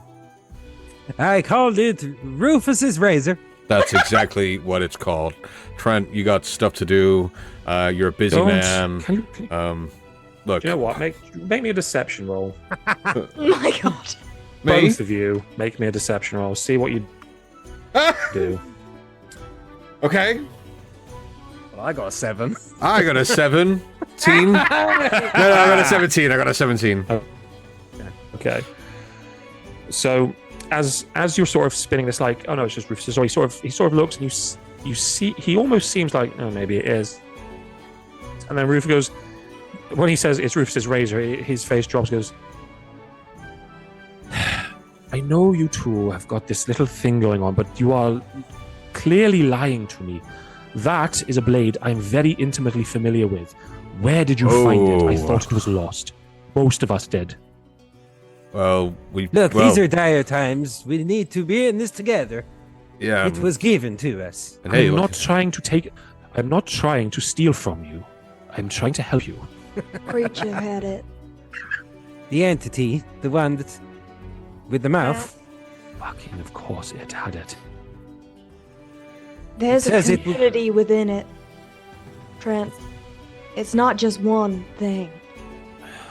Yeah. And if you must know, if you're so intimate with swords, that wasn't the only one we found.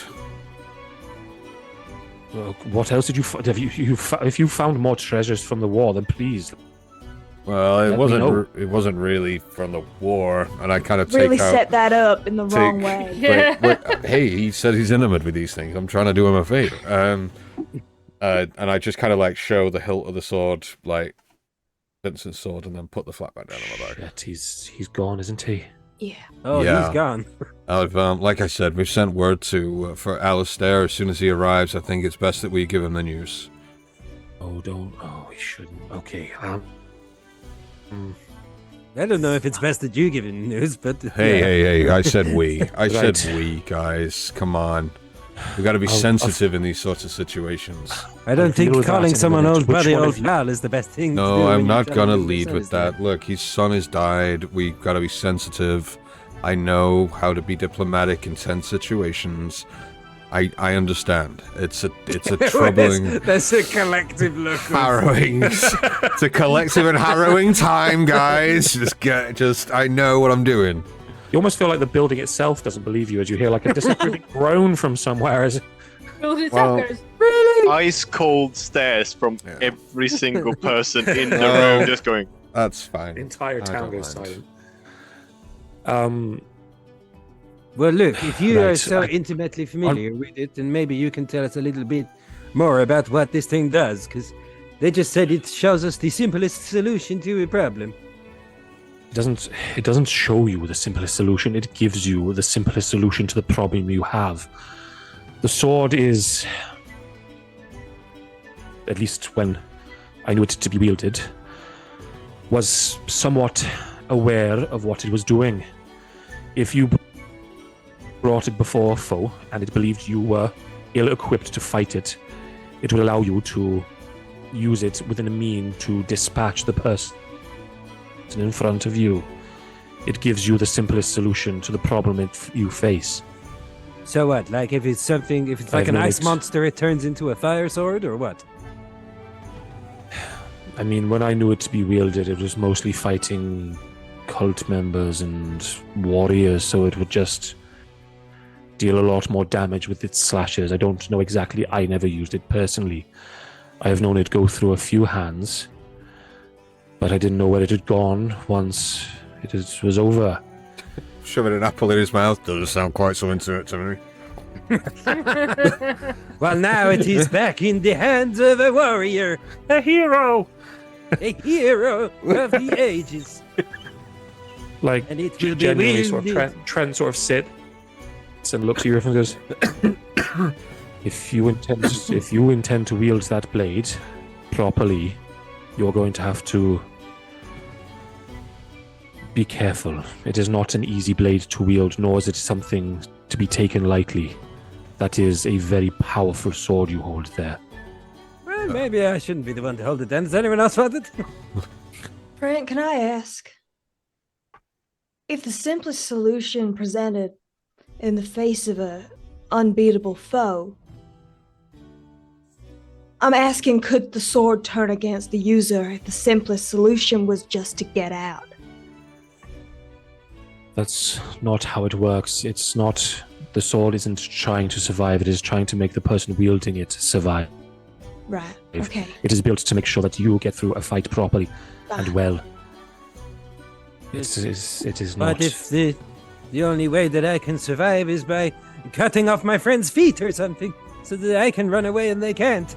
Oh wait, shit, I shouldn't have said that. It might be listening. Rufus, that is an inside thought that we don't voice. So We are inside. Just so I am sure, Rufus, do you intend to what's it called? I was about to say soul bond, but that's the wrong word. Attune. Attune, thank you. Do you Well, intend to attune to this thing? unless anybody right now, in or out of game, says otherwise. Yes. I mean, Are they- Does anyone want the sword? It's a short sword. I would love the sword, but I think it's more fitting for you to have it as well. Yeah. That's like I really want the I sword, mean- but I'm like I really want Rufus to be the The one to have one the to have sword. the Why? death wielding sword I really want it to. because it's just fucking funnier, isn't it? Like it's just and because the legend got- says that I've got a +2 to attack. I Yeah. have but I have a legend lot says more than that. the but it's- weakest member needs to. Oh, to he's wield not the sword because weakest that's member. when it He's- helps. Wait, am I Frodo? He's not the weakest Yes, member. yes, but, you're like, Frodo. Oh! Hell yeah. I am a Scandinavian Frodo. Oh, you're not Scandinavian. Don't you even dare. I will. I'm a Simpsons Scandinavian. I will chuck your hobbit ass across the sea, mate. So, Where for to the From the go? north. For the purposes of expediency, Yes. Rufus, you spend an hour eating and attuning to the sword, and you all spend an hour eating. And because of the properties of this food, which I will not divulge to you, a short rest now becomes a long rest. So you all have everything back that you need. Nice. Love This that. food is that kind of food. It's just that good. Oh, just Nice. that good. So you feel Good. you feel content, you feel full, not too full. It feels like you could carry on and never get too full.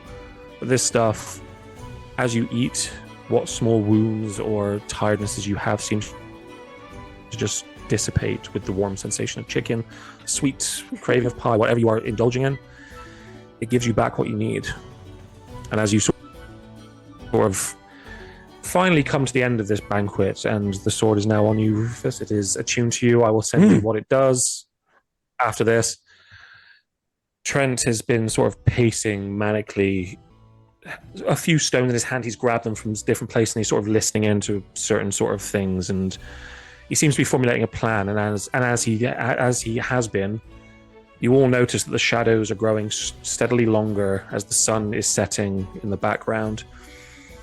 And as you sort of look through the big window, like there's a lot of windows, so it's not hard to see through the outside. You guess that you've maybe got 20 minutes till complete sunset, as the sort of the last oranges of day stream over.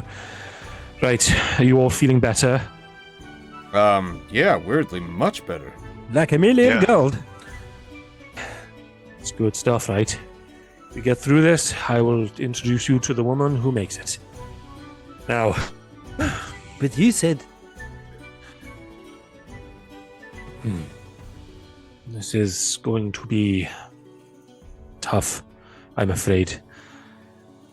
The people, Brace is doing his best. The portals are now open. Lysana is moving the sick. I'm afraid Jerry is now tied to a bed for his own good. Whatever you were talking about is true. Where is it going to appear? Do you know? I don't think we At do. the crack. It's said to head for any of the cracks we know of in the town. Of course. Right. You five with me. I will lead, but you are going to be my backup. This is going to potentially be very, very difficult. But I trust you. You made it out of it well. I'm proud of you all. So, suit up, nut up. Meet me at the door when you are ready. Let's go. And he sort of tightens some of his straps, shakes his head, and makes his way to the big double doors, sort of leading you with about 5 minutes. Carla leans into Hyacinth and goes, "How does one nut up?" I think it's more about your attitude. Okay. Yeah. Brom that's- saddles up next to Colin and tries to take his hand, put his hand into Colin's bag to see if he can grab one of the blacksmith's hammers. As soon Colin as he has. goes to reach for the bag, he kind of like instinctively puts his hand on his bag and he's like, "What are you doing? Just need your hammer. Why don't Give you me a ask? sec. Just ask. Like, Can I have your hammer? you Can know, I borrow your hammer? in a world full of magic, one magic word often gets missed, and I drop the hammer on the table." You're right. Piece of shit. And I'm gonna start hammering out the bumps of my shield from the teeth marks. And then hand it back. All right. Genuinely, I thought you were going to be casting like holy weapon or something, but no, it's just No. No. dope. Okay, cool. Yeah, I mean, you hammer out enough of them. There's still a few that you can't quite get because they were deep, and it's more of hammering the dents flat, so they're now sort of not. But yeah, You see all- fire kind of engulf. It's like translucent fire engulf Hyacinth as she casts mage armor on herself, ready to go. Yeah. Mhm. Colin just again, Does just kind of anyone else under want to his do- under his armor, just fastening him up, tightening his armor across, and kind of stretching himself out a little bit, and then stands up from the desk. And again, I'm just gonna look around the mead hall that we're in just to see if the runners arrived or if Alistair's turned up before we go, so we can deliver some terrible news before we go off to our impending doom. Yes. I mean, Nala, Rufus, are you two doing anything while in this sort of brief Nala's moment? gonna glance over the food table and see if there's any food left, and she's gonna try and pocket it. Snacks for the road! Nice road beers, but instead of road beers, it's road cheese. Oh dear Lord! road cheese. I mean, Road cheese. yeah. Do you know what? Yeah, there's a bit of cheese. There's not a lot. There's maybe like a few, like a small bushel of very plump grapes, like a bit of cheese, some meat. Like it's very much like a broken down charcuterie board. So you've got like No one of crumb those. sticks. No, Crumb, you went through the Crumb steps like hellfire. There is nothing but bone, and they are bleached. You have taken the moisture, and they're God. gone. Rufus sucked is, the nutrients clean out of them. Rufus is going to head outside or into whatever courtyard he can find and get in the mud. So there's no mud for you to get to at this point, unfortunately. Where the way Moorhome is, mud would be in sort of the riverbeds or what small amount of silt washes up on the sides. It's very much a city of sort of high stone plateaus and then rivers. Then never mind. We take a bunch of flower pots, smash them, throw the dirt on them, and water them. retro fucking craft. Some mud. No, it's fine. He'll just go to any window he can find, any high window he can find that overlooks any kind of view of a mountain. So he'll look to the mountain and he'll just give a low yawn. So as he does towards the mountain, and just feel the breeze come back against him as the forces of the earth answer his calls. And I'm not actually going to do anything. I'm just doing some cool roleplay stuff. No, that's fine. There's lots of big windows, and as you walk towards the door, there's sort of like very big bay windows, and you can stare towards it's not close, but it's a mountain range, and you do feel the calming reverberation of your voice against the echo of the mountain as it sort of reassures you and bolsters you with this tough, rocky attitude that you need to. And he'll just he'll say to himself, "My Jotun yodelers, your memory lives on in me, your brother, Rufus Valhagen, great adventurer and wielder of Occam's razor, and my friends." And as you do, you just hear a distant yodel in sort of a cappella as they talk to you from beyond, and just sort of give you that bolstered yodel. And I'll just make one dandelion grow on the wood of the. I'll make 4 dandelions grow, 5 dandelions grow. 4 of them will dissipate into the wispy sort of cloudy thing and blow away in the wind, but 1 dandelion will remain yellow and ripe, and then I'll turn back to my friends. And as you all sort of come up behind him, and the gentle sort of puffs from the dandelion sort of wash over you, and you feel you sort of feel a calm as well as you sort of take in a sort of moment of respite, and just sort of as you sort of ready yourself, 2 huge hands slap onto the door and sort of fling them wide as a very round, portly gentleman you've all met before sort of, "Why have I been called back so soon? I was enjoying a bloody good cherry beer and talking to some wonderful chaps about what I used to do with the adventuring parties." Shove Colin on the shoulder. Yeah, Betty. I kind of stumble forward and go, Sir Silverstare, you may want to take a seat. Just tell me what's happened. He sort of leans heavily up, and you sort of see the joy in his face. My dear sir, it is with a heavy heart and deepest regret that I must inform you that your son has departed this world. There was nothing that we could do, and I offer you my deepest condolences and my deepest sympathies. My friends and I, there was nothing we could do. And are you still there, Dan? Oh, you are. Okay. And yeah, I'm just listening. We were with him in his last moments. Unfortunately, due to circumstances that were beyond our control, we were not able to bring him back to you for proper burial, but we brought what we could. And I take out the sword from the bag and the blooded parchment, and I go down on one knee and hold them both up and open my arms for both of them. As you sort of tell this tale, you see him lean hard against the cane, you hear the wood of it bend and sort of creak under his weight, and you can see genuine sort of sorrow and what turns into tears sort of roll down his face. He like tries to brace himself on his cane, stumbles, and sort of doesn't quite find his footing. The cane slips out from under him, and he just stumbles and sort of careens into a sofa and hits it and slumps into the ground and just, my boy's gone. I stand and walk over and place the hand on his shoulder and press the hilt of the blade into his chest.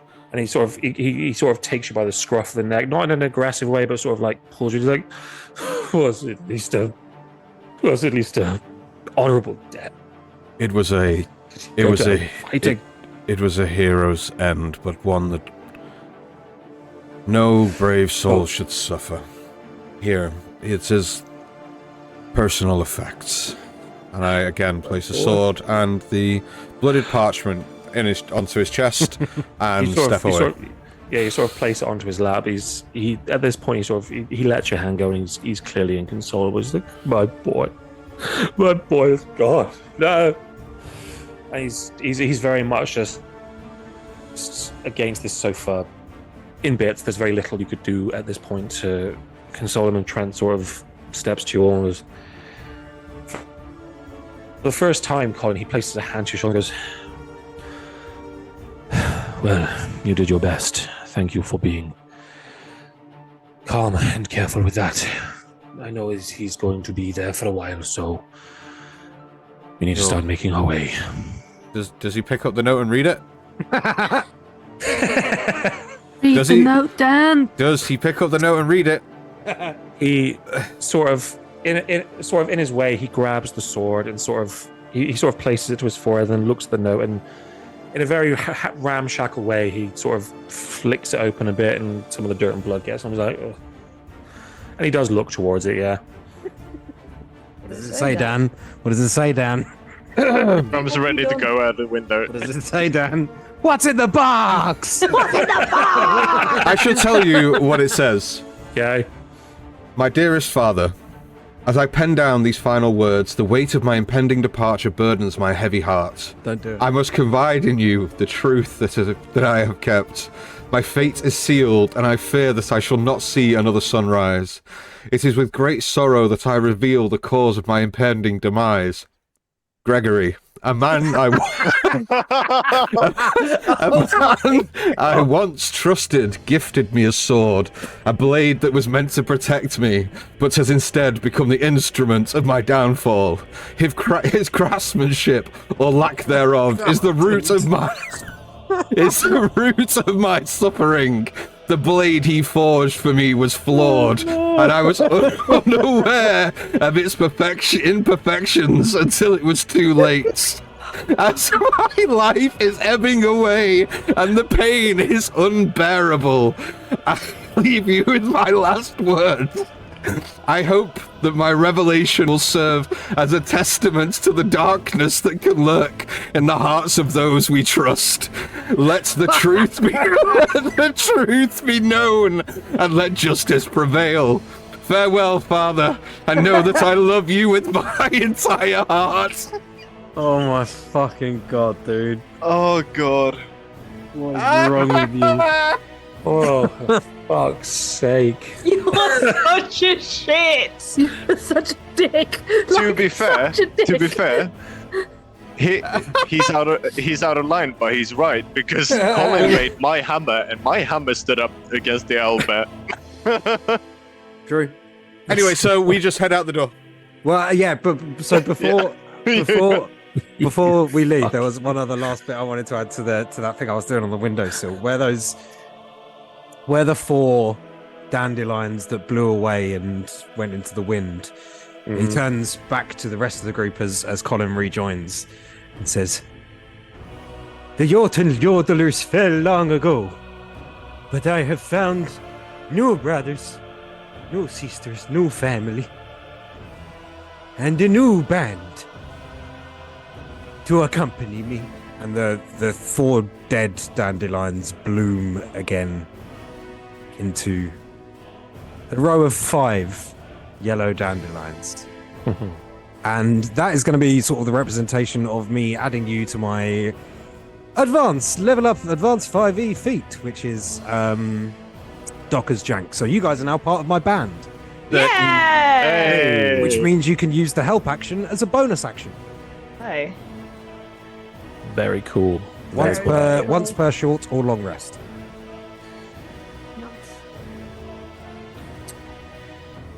As you all sort of come together in this moment, and Trent sort of stood by the door and watching Alistair read through this note, and then he genuinely just sort of like falls to his side, throws the note somewhere, and whether he believes it or not, you're not quite sure, but he seems to just be holding the sword sort of against himself and weeping continuously into the floor. Greg! Not Vincent. It's meant to be a sad moment, and it's just not anymore. It's just... but anyway, Trent...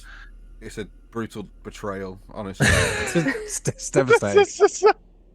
Just awful blacksmith he was. What did I create?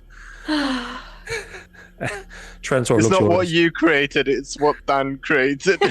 it's honestly. Look at me. It's fine. One more session of this, and I'll be let loose into his world. So you know. That's true. On the table. But anyway, Trent sort of turns to you all as you sort of take this moment of camaraderie. He's like,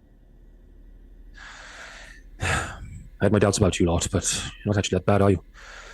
Right. Stay close. Keep an eye out. And we'll do." And as he speaks, you hear from below you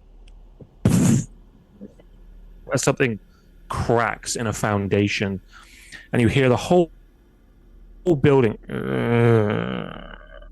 as wood starts to bend and bow somewhere deep within, just around you in this hole, and then another Run. Oh god, that's our cue.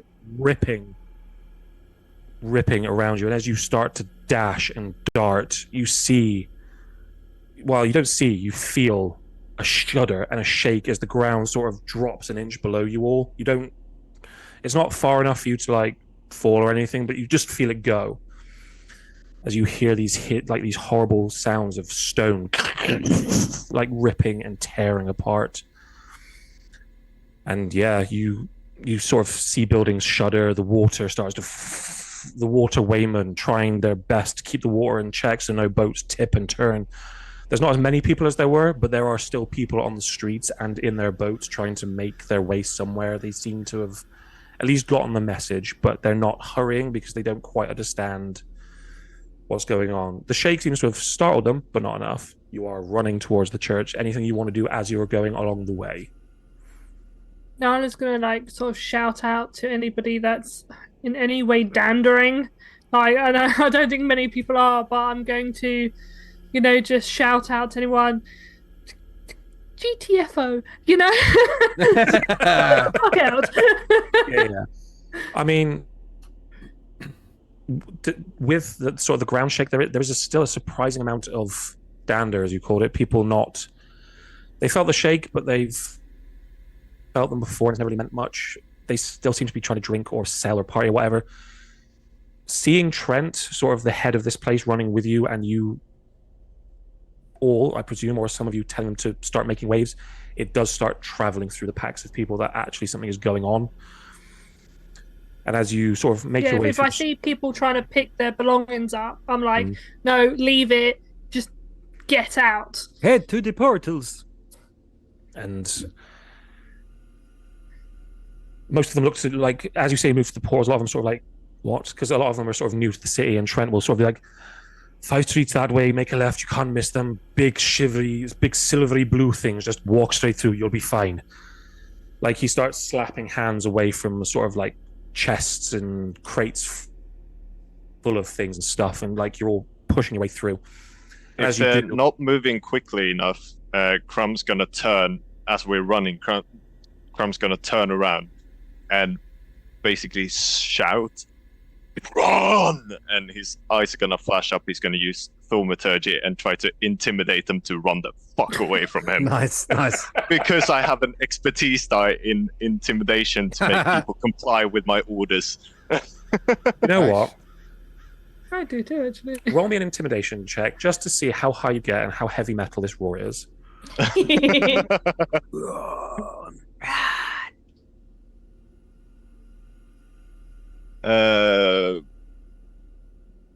Oh shit. That's out of the thing, so it doesn't count. That's unfortunate. 16. Okay. I mean, it wouldn't have taken much anyway. These are just general people bartering sellers, but as they are sort of like trying to handpick their way through some choice stuff, maybe save some of their better things, and they're clearly not taking this as seriously as you'd want them to. You turn and your eyes flash, and you just go run, and this heavy metal scream just like reverberates through the streets, and all of them just stop. Yeah, all right. And they all just sort of like abandon what shit they were trying to carry and just start pushing themselves and moving things and trying to get them. So they are clearing as they can, as best they can. Perfect. You all run Trent at the head of the pack, and as you round the corner towards the Temple of Many Faiths, you see for the first time Gwendolyn Jules, the woman who owns this place, a small halfling woman.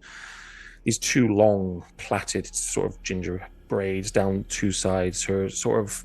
She seems to be trying to like hold the doors of the temple together or apart. You're not quite sure, but she's there.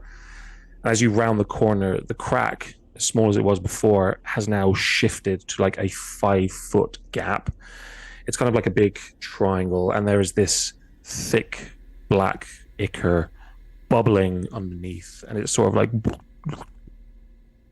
Is it close towards her? as it makes its way up through. As you come close to the church, and she sort of looks, she goes, "I don't know what's going on, but it's not good." You feel Jules, get away! This huge earth-shaking earthquake rends the ground in front of you. I need you all to make me dexterity saving throws, please. Oh shit! Okay. That's not bad. Great. The whole time while running through the town, and also while I get there, Rufus has had Occam's razor held out in front of him. Not like pointing it though. He's just been holding it like up straight like that, like running along. Mm-hmm. In case it You got a knife in your hand. I was eating fish and chips earlier. A child with scissors just running. yeah, literally. Okay. Oh, I got a 22 for a nat 20. Nice. Nat 20 for a 22 even. Yep. I got a 18. Okay. 4. 16 for me. I got a 1 for a 2. Hey! So, I mean, Nala, Rufus, Colin, you all feel this appalling tremor, and the ground seems to shift. What was an inch? Now like 5 inches just drops below you as you feel the church and the things around you tip and tilt slightly as the ground seems to be cracking. Hyacinth, Crumb, you on your ass like this. You weren't expecting it, and you just drop. And you are technically prone, but you're on your back. You are fallen. You see Ass over tea kettle. Yeah, pretty much. You see Jules in the doorway fall in weirdly as the shake throws them back. The whole temple itself cracks ever so slightly, and you see sort of a part of it shift down, and it seems to be breaking where it is as these cracks make their way through the earth, through the areas around you. It's breaking, and as you stand, help yourselves to your feet from the ichor in front of you, the bubbling starts to get more aggressive, and you as it sort of like comes up and makes its way up. And as I want the music to start, but it's not going to. I can hear it. But it will. Can you? Okay, cool. Yeah. Yeah. As it does, a single black skeletal hand makes its way out of the crack and grabs into the side. Oh, Second one as this skeletal form heaves itself from the ichor.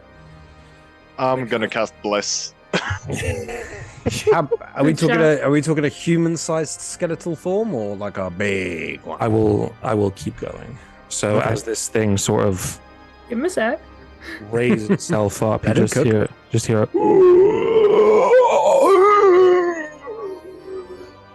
as it kind of brings itself up, and it seems to be like floating almost in this black goo around it, as deep within the chest cavity and where the spine and the hips are, you see this orange glow just permeating out, the eyes streaming with light as it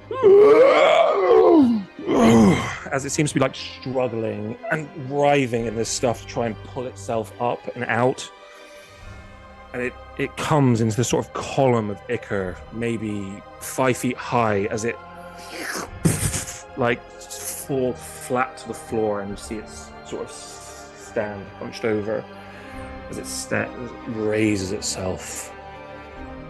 The sort of shimmering form of its skeleton becoming very slick, very clean, there's no creases or cracks or anything. It's just a beautiful black skeleton with this orange glow. Sort of, there seems to be something in its chest, but you can't quite make out.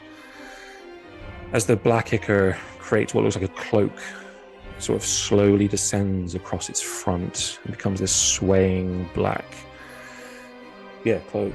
It sort of looks around and is like,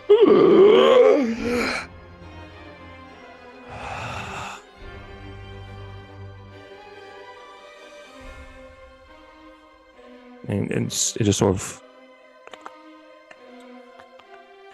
you can sort of hear the bones moving as it looks seemingly at itself.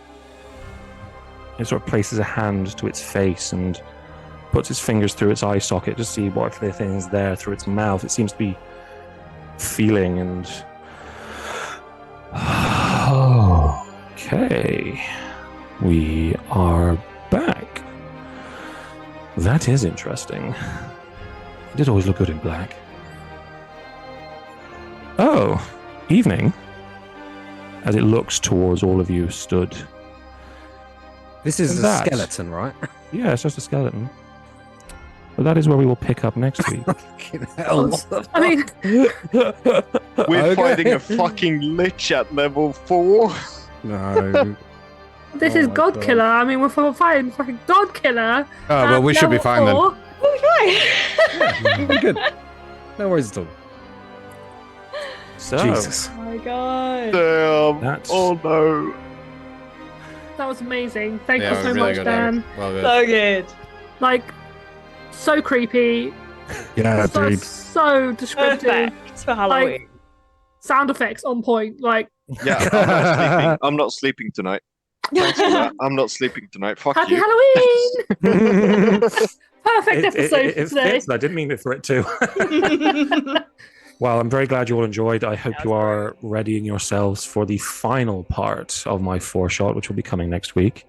It's going to be one of those where we sort of play till it's finished. So it may go on a little bit longer, or depending on how well you do, that kind of thing. But next week is our finale, where I will put these guys up against what I have created. It's going to be fun. So, I hope you enjoyed. Thank you all for coming to spend some time with us and watch us play Dungeons and Dragons. And from all of us here, we love you. Have a great week, and we will see you next Tuesday. Bye. Bye, guys. Bye. Bye.